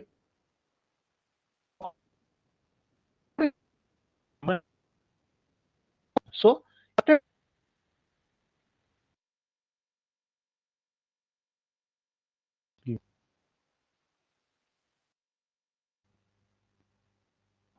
ఐ అపాలజైజ్ ఫర్ దిస్. నేను జస్ట్ ఒక 2 క్లాసెస్‌లో I will fix this. So, second point elected someone mic on అయింది. Kindly check please. Yeah! Thank you. So, second one ఏంటంటే ఎలక్టెడ్ రిప్రజెంటేటివ్స్. థర్డ్‌ది rule of law. Just give me a minute.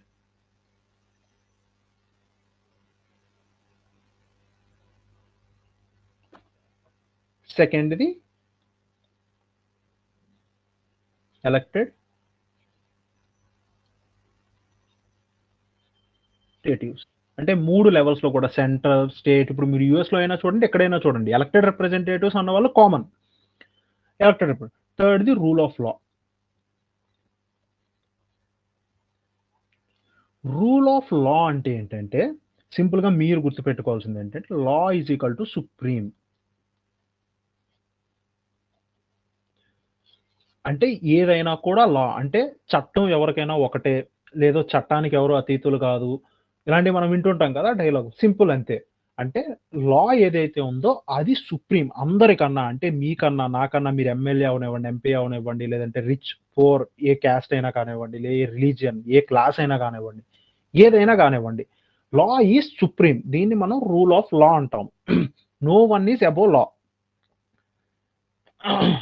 Even one who makes the rule is also not supreme to the law. అంటే ఎవరైతే లా చేస్తున్నారో, అంటే ఇప్పుడు లా ఎవరు చేస్తారు? ఎమ్మెల్యేలు అందరూ కూర్చొని ఒక బిల్ పాస్ చేసి దాన్ని లా కింద మారుస్తారు. ఈవెన్ లా చేసిన వాళ్ళు కూడా లా కన్నా ఎక్కువ కాదు. No one is against law. No one is above the law. Simple. Above the law. అందరికన్నా ఎవరు సుప్రీం అంటే లానే సుప్రీం. నెక్స్ట్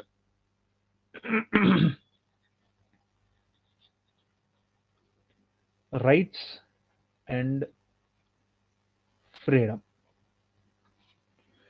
అంటే సిటిజన్స్ బీయింగ్ ఏ సిటిజన్స్, నేను ఒకరికి పవర్ ఇస్తున్నాను అంటే నాకు సర్టెన్ రైట్స్ అండ్ కన్వీనియన్స్ కావాలి. అంటే నేను నా రిలీజియన్ ప్రాక్టీస్ చేసుకోగలగాలి. నేను నా స్పీచ్ ఏదైతే ఉందో అది ఫెయిర్‌గా ఇవ్వగలగాలి.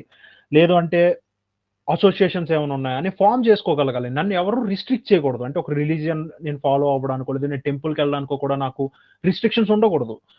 సో నాకు సర్టెన్ రైట్స్ అండ్ ఫ్రీడమ్ కావాలి. It's a part of democracy. Obviously కదా! ఇప్పుడు డెమోక్రసీ అంటేనే అది గవర్నమెంట్‌కి మీరు రైట్స్ ఇస్తున్నారు అంటే అబ్సల్యూట్‌గా మిమ్మల్ని అప్రెస్ చేసేయడానికి మీరు గవర్నమెంట్‌కి రైట్ ఇవ్వరు కదా! మీరు కంఫర్టబుల్‌గా ఉండడానికి, లేదంటే మీరు గ్రో అవ్వడానికి మీ రిలీజియన్నో, లేదంటే మీ స్పీచ్ ఇవ్వడానికో, లేదంటే మీకు కొన్ని రైట్స్ అన్నవి మ్యాండేటరీ కావాలి. So it's a part of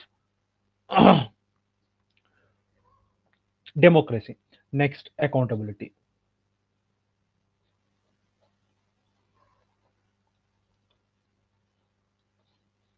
government should stay accountable to the people.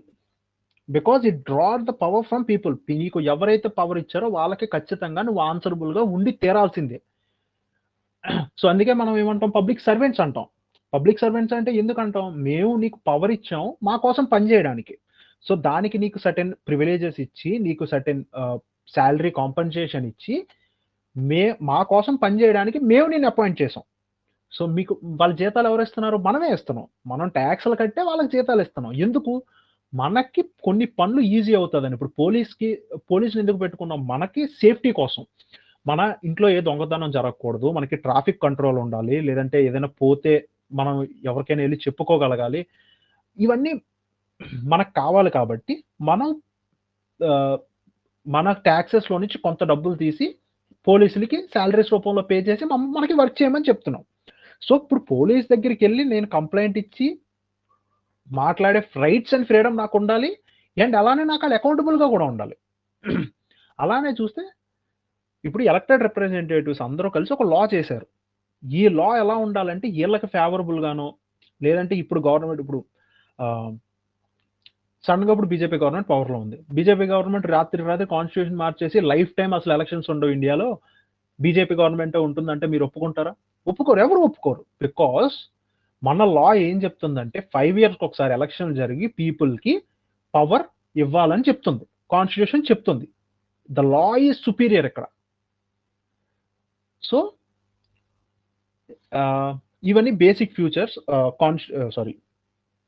Democracy గురించి. అండ్ ఇంకా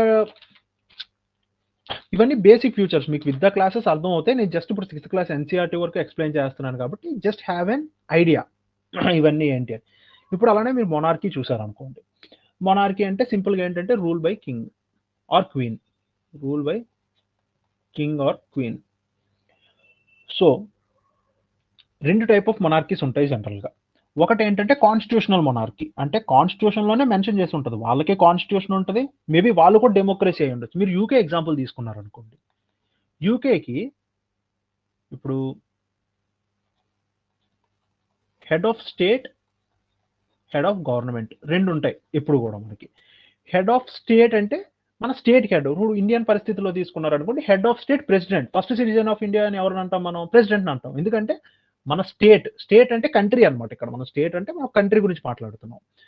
ఈ రెండు వర్డ్స్ మీకు పాలిటీలో చాలా ఇంటర్చేంజబుల్ గా యూజ్ అవుతాయి. స్టేట్ అన్నాను అనుకోండి నేను ఎప్పుడైనా, అది మీరు సెంటర్ అండ్ స్టేట్ అలా కూడా అలా అర్థం చేసుకోకూడదు. స్టేట్ అంటే ఒక కంట్రీని కూడా స్టేట్ అనే అంటాం మనం జనరల్ టర్మ్స్ లో. అంటే ఇండియా దాటి మీరు బయటకు వెళ్తే ఒక స్టేట్ అంటే మొత్తం కంట్రీని కూడా ఒక స్టేట్ అనొచ్చు అనమాట. సో నేను అలా చెప్తున్నా.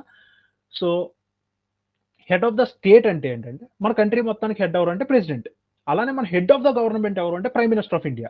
మనం ప్రెసిడెంట్ కోటేయాలి, అందుకే ప్రైమ్ మినిస్టర్కి మాత్రం ఓటేస్తాం. Prime minister is also MP. So head of the state, మీరు స్టేట్ హెడ్ కి ఓటేయరు. సో యూకే విషయంలో తీసుకున్నారు అనుకోండి, హెడ్ ఆఫ్ ద స్టేట్ ఎవరు అంటే క్వీన్, క్రౌన్. అలానే హెడ్ ఆఫ్ ద గవర్నమెంట్ ఎవరు అంటే అక్కడ కూడా పార్లమెంట్ ఉంది. ఇక్కడ పార్లమెంట్ ఉంది అంటే ఇది కూడా ఎలక్షన్ జరిగిందనే కదా. ఎలక్షన్ జరుగుతుందంటే ఇది కూడా డెమోక్రసీ. ఎస్, డెమోక్రసీనే అవుతుంది.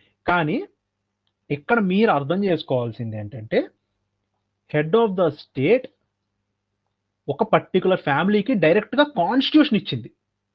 ఇది ఎవరో వాళ్ళంతటా వాళ్ళు చేసుకుందో జనాలు ఇచ్చిందో కాదు. డైరెక్ట్ గా డెమోక్రసీ ద్వారా జనాలు క్రౌన్ అపాయింట్ చేయట్లేదు. ఇక్కడ క్రౌన్ అన్న వాళ్ళు అది హెరిడిటరీ, ఆ ఫ్యామిలీకి మాత్రమే ఉంది. అది కాన్స్టిట్యూషన్ లో మెన్షన్ చేస్తుంది. అందుకే దాన్ని మనం కాన్స్టిట్యూషనల్ మొనార్కీ అంటాం.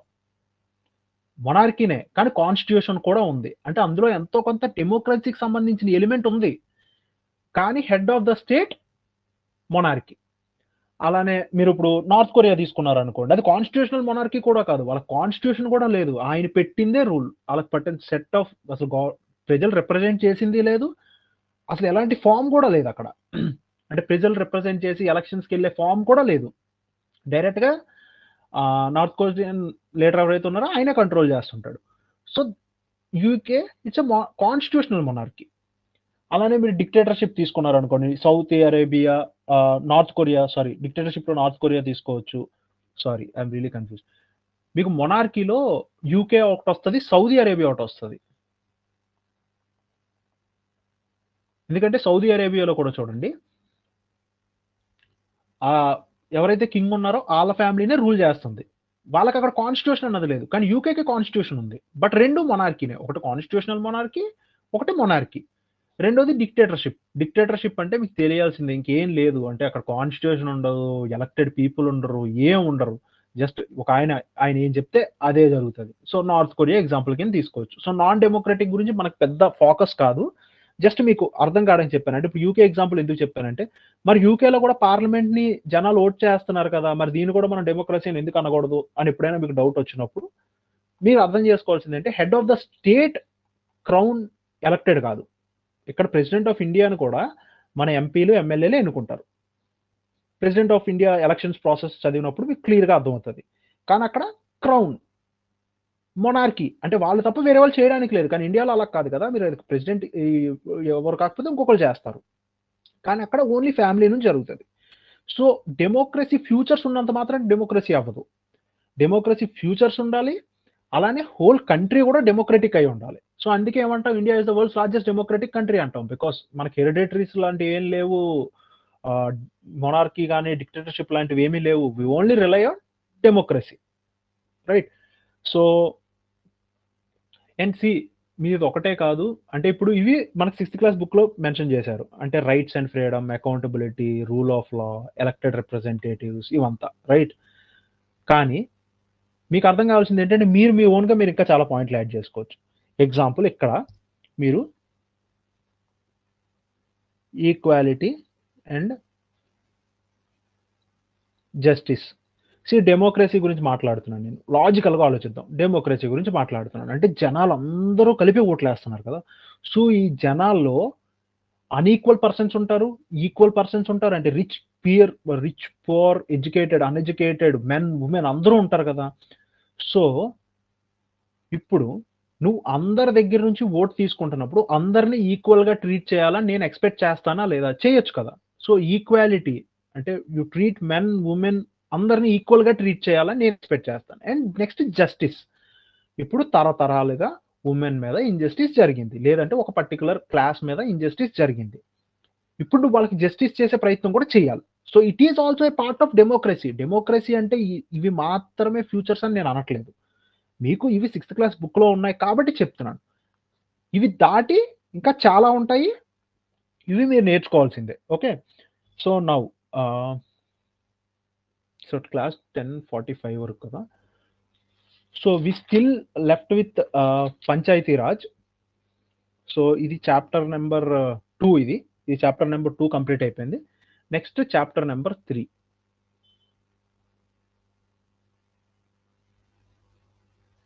చాప్టర్ నంబర్ 3లో ఏమొస్తుందంటే పంచాయతీ రాజ్.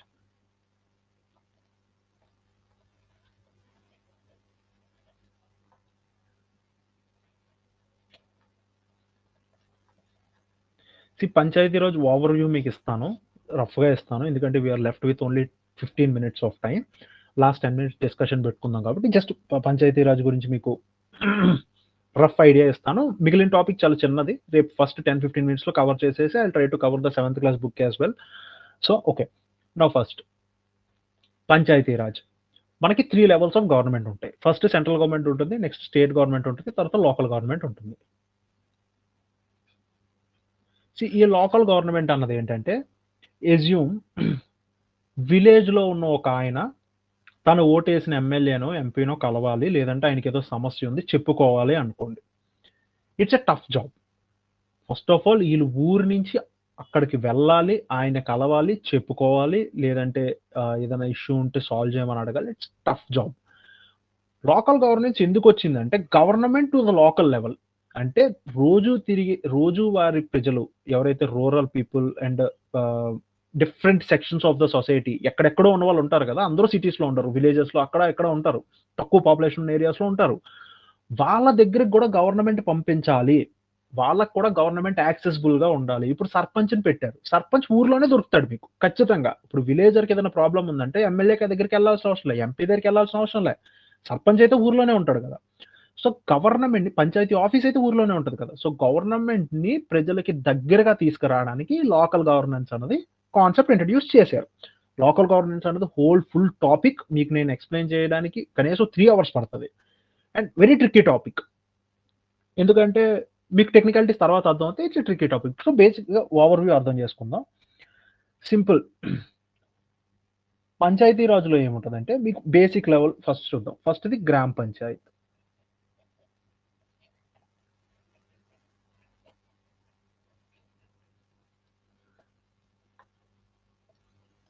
గ్రామ పంచాయత్ అంటే మనందరికీ తెలిసిందే.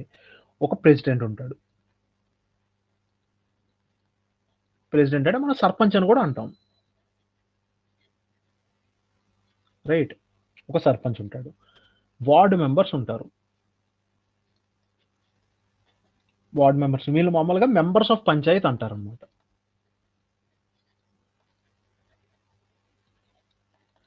నెక్స్ట్ ఒక సెక్రటరీ ఉంటాడు. ఈ సెక్రటరీని గవర్నమెంట్ అపాయింట్ చేస్తది.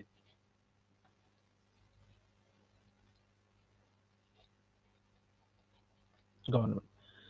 ఇది పంచాయతీ స్ట్రక్చర్ మనకి జనరల్.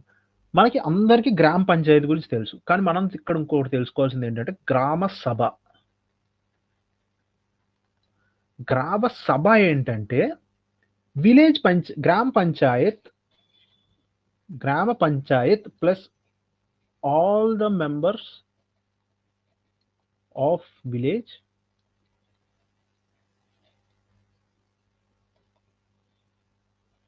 ఏజ్డ్ అబోవ్ 18 అంటే ఓటు హక్కు ఉన్న వాళ్ళంతా వీళ్ళందరినీ కలిపి మనం ఏమంటామంటే గ్రామ సభ అంటాం. జనరల్‌గా మనం గ్రామ సభ చూడం. ఎందుకంటే విలేజ్‌లో ఉన్న వాళ్ళందరూ కూర్చొని మాట్లాడుకొని ఒక డెసిషన్ తీసుకోవడం అన్నది మనకి రైట్ ఉంది. గ్రామ సభ అనే కాన్సెప్ట్ ఉంది. బట్ ఇన్ రియాలిటీ పాటించరంతే. మన ఇండియాలో ప్రాబ్లమ్‌నే అది. ప్రాబ్లమ్ ఏంటంటే మొత్తం వరల్డ్‌లో బెస్ట్ లాస్, బెస్ట్ పాలిసీస్ మనం డ్రాఫ్ట్ చేయగలం. కానీ we have a problem with implementation. అంటే ఇప్పుడు డిమానిటైజేషన్ లాంటి స్కీమ్ కూడా తీసుకొచ్చి ఇండియాలో ఉన్న ప్రతి కరెన్సీ నోటి మార్చగలిగే కెపాసిటీ మనకుంది. కానీ దాన్ని ఇంప్లిమెంట్ చేసే కెపాసిటీ మనకి లేదు. అది ఐడియా వెరీ గుడ్. అది అసలు ఇంప్లిమెంట్ చేయడం కూడా కష్టం. ఇంప్లిమెంట్ కూడా చేశారు. బట్ ఎఫిషియన్సీ ఇన్ ఇంప్లిమెంటేషన్ కష్టం. సో సేమ్ కాన్సెప్ట్ గ్రామ సభ అనమాట. గ్రామ సభ అంటే గ్రామ పంచాయతీ అంటే president, ward members, secretary plus విలేజ్లో ఓటు హక్కు ఉన్న వాళ్ళంతా కలిసి కూర్చొని ఒక డెసిషన్ తీసుకునే ఒక బాడీ. సింపుల్గా చెప్పాలంటే మీకు గ్రామ పంచాయతీ చేసే ప్రతి పని కూడా work by Gram Panchayat has to be approved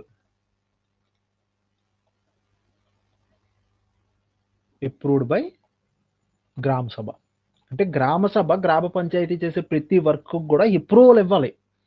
but in general implementation లెవెల్లో జరుగుతుందా అంటే జరగదు.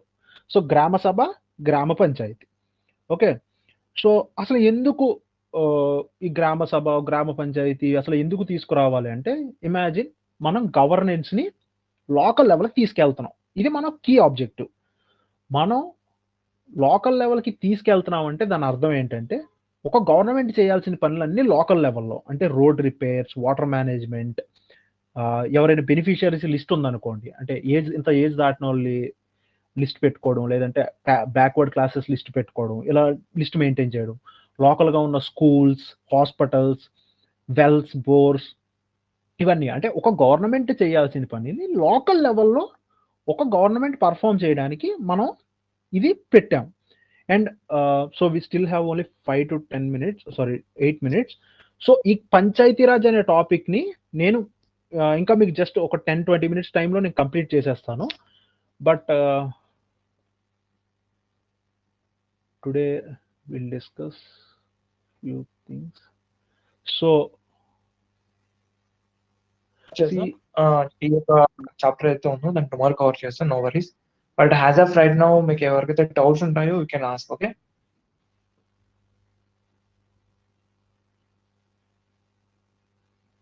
ఎనీ డౌట్స్ ఆర్ ఏదైనా subject related approach, anything?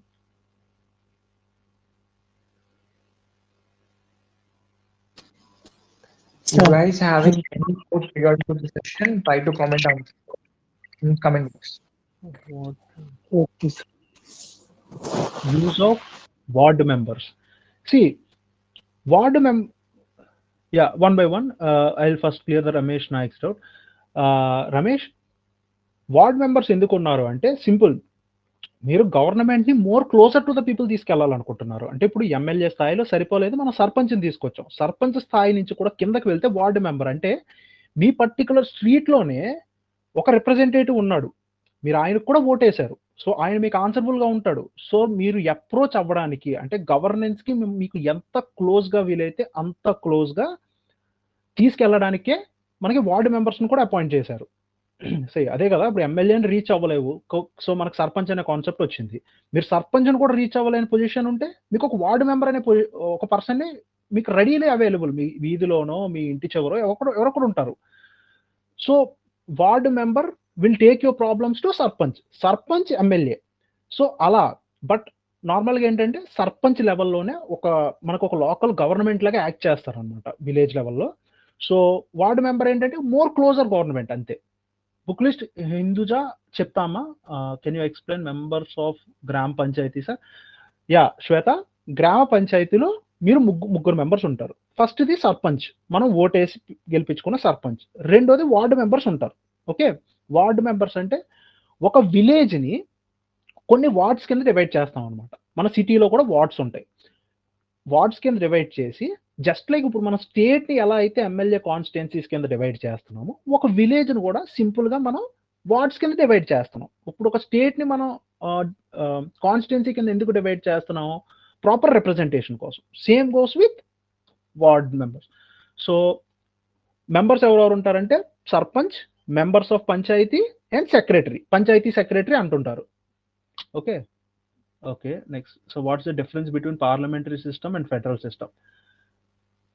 Revanth, federal అంటే ఏంటంటే సెంటర్ అండ్ స్టేట్‌కి ఉన్న రిలేషన్స్ అనమాట. అంటే ఇప్పుడు మీకు పార్లమెంటరీ ఫార్మ్ అంటున్నామంటే నేను హోల్ ఇండియా పాయింట్ ఆఫ్ వ్యూలో మాట్లాడుతున్నప్పుడు నేను ఓన్లీ సెంట్రల్ గవర్నమెంట్ గురించి మాట్లాడుతున్నాను. Okay. So, only central government గురించి మాట్లాడినప్పుడు it's a federal government. Parliamentary అంటే ఫెడరల్ గవర్నమెంట్ ఐదర్ పార్లమెంటరీ అవ్వచ్చు, లేదంటే ప్రెసిడెన్షియల్ అవ్వచ్చు, ఏదైనా అవ్వచ్చు. ఫెడరల్ కింద ఏమొస్తుందంటే స్టేట్ గవర్నమెంట్ వస్తది. స్టేట్‌కి, సెంటర్‌కి మధ్యన ఉన్న రిలేషన్స్ ఏవైతే ఉన్నాయో, ఆ రిలేషన్స్ బట్టి అది ప్యూర్‌లీ ఫెడరల్ కంట్రీనా? లేదా అన్నది మనం డిసైడ్ చేస్తాం. Okay. So, federal system is completely different. Federal అన్నది మాట్లాడాలంటే మనం స్టేట్ అండ్ సెంటర్ రిలేషన్ బట్టి దాన్ని మనం ఫెడరలా? కాదా? అన్నది చెప్పగలం. అట్స్ అనదర్ టాపిక్. సో, పార్లమెంటరీ ఏంటంటే మీరు గుర్తుపెట్టుకోవాల్సింది ఏంటంటే మనం ఇంకా హోల్ ఇండియా లెవెల్‌లో మాట్లాడుతున్నాం కాబట్టి ఫస్ట్ థింగ్ ఇండియాలో ఉన్న గవర్నమెంట్ ఐదర్ పార్లమెంటరీనా? ప్రెసిడెన్షియలా? అని చూడండి. ఇప్పుడు యూఎస్ఏలో ఉన్న సెంట్రల్ గవర్నమెంట్ ప్రెసిడెన్షియల్ గవర్నమెంట్. మన ఇండియాలో ఉన్న సెంట్రల్ గవర్నమెంట్ వచ్చేసి పార్లమెంటరీ గవర్నమెంట్. ఫెడరల్ కాదా? అవునా? లేదంటే ఫెడరల్ సిస్టమ్ అనేది it's a whole different topic. మీకు టైం వచ్చినప్పుడు నేను ఎక్స్‌ప్లెయిన్ చేస్తాను. ఫెడరల్ అంటే సెంట్రల్ గవర్నమెంట్ అన్న రేంజ్‌లో ఇమాజిన్ చేసుకోండి. దానికి స్టేట్ గవర్నమెంట్‌కి ఉన్న రిలేషన్స్ బట్టి మనం ఫర్దర్ క్లాసిఫికేషన్ చేయొచ్చు. Okay sir. Majeed 6th-8th NCERT compulsory చదవాలా సార్? ముజీబ్ ఒక థింగ్ గుర్తుపెట్టుకో. గవర్నమెంట్ ఆఫ్ ఇండియా నుంచి మనకున్న సోర్సెస్ ఎన్సీఈఆర్టీస్ మాత్రమే.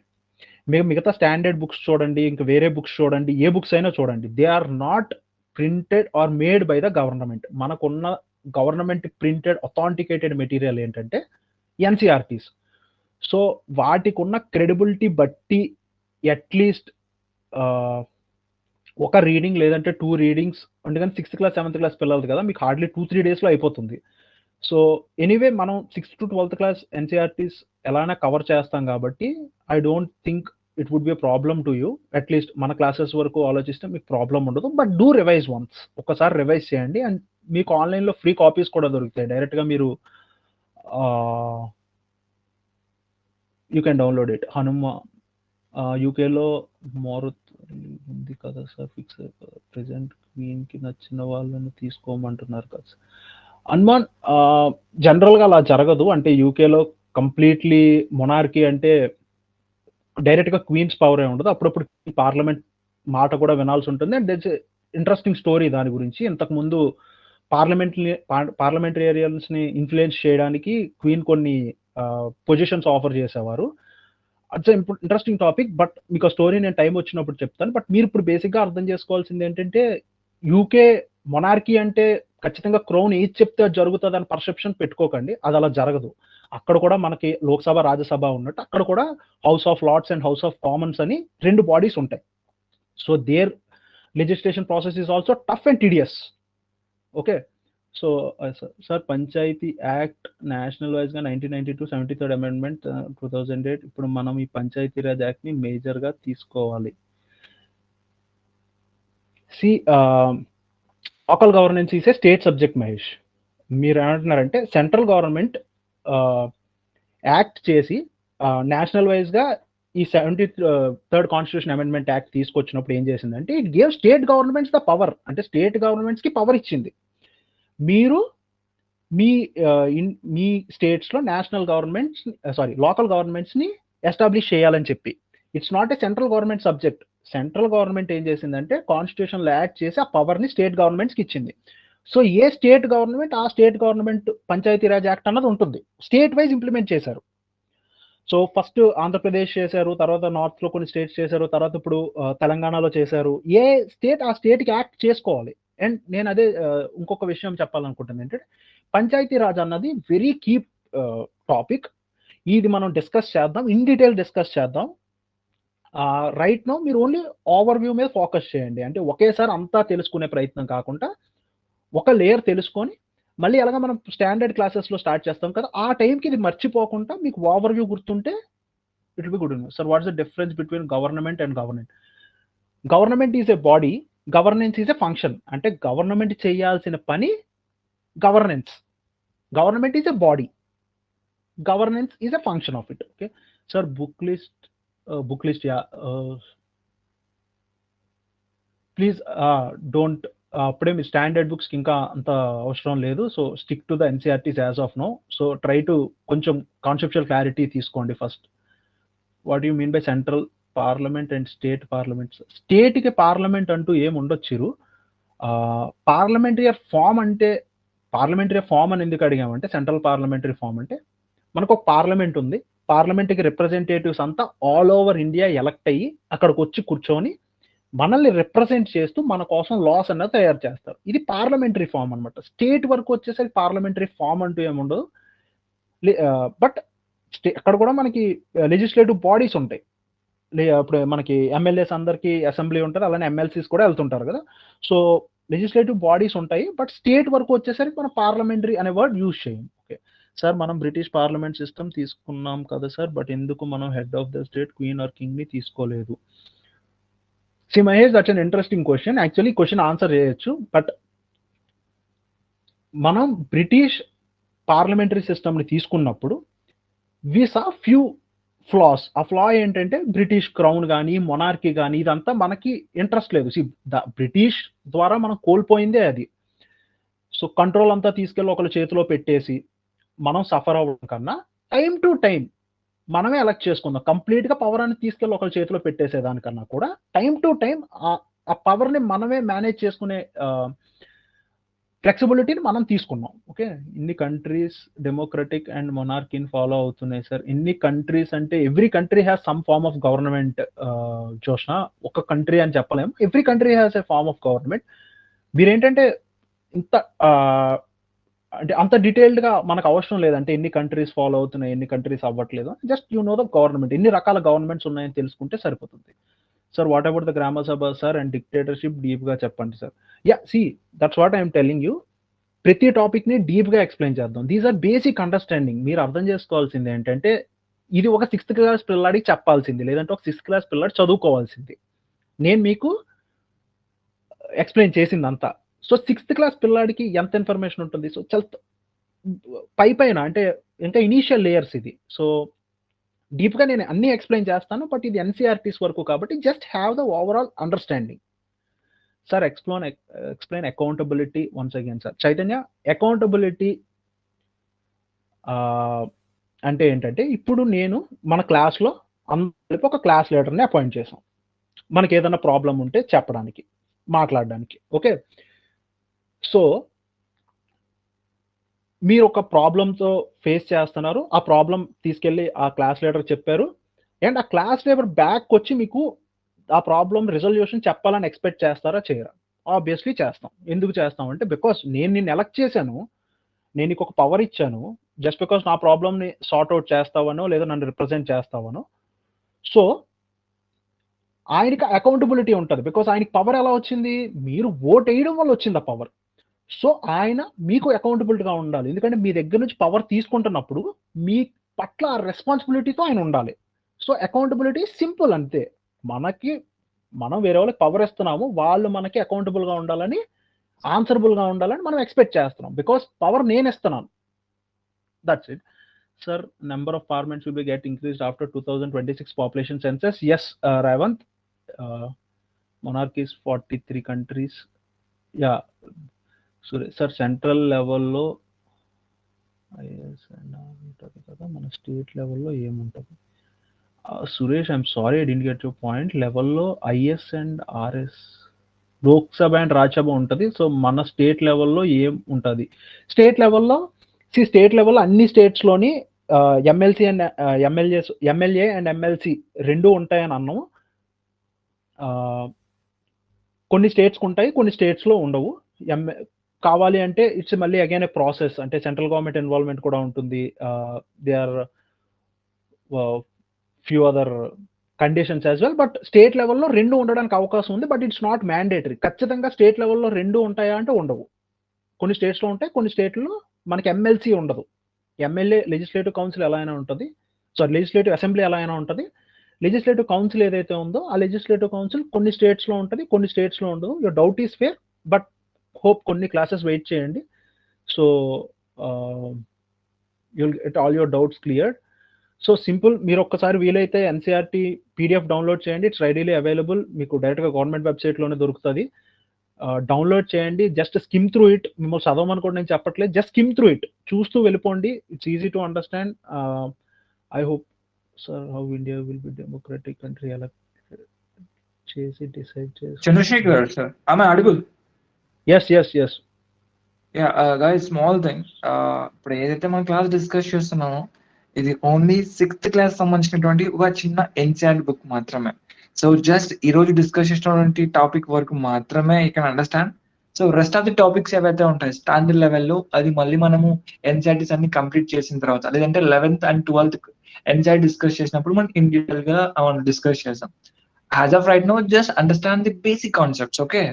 అండ్ డోంట్ అంటే ఈ క్లాస్ లో only standard live classes 4 members మాత్రమే కాదు, అండ్ 1, 2, 3 మొత్తం 4 batches ఉన్నాయి.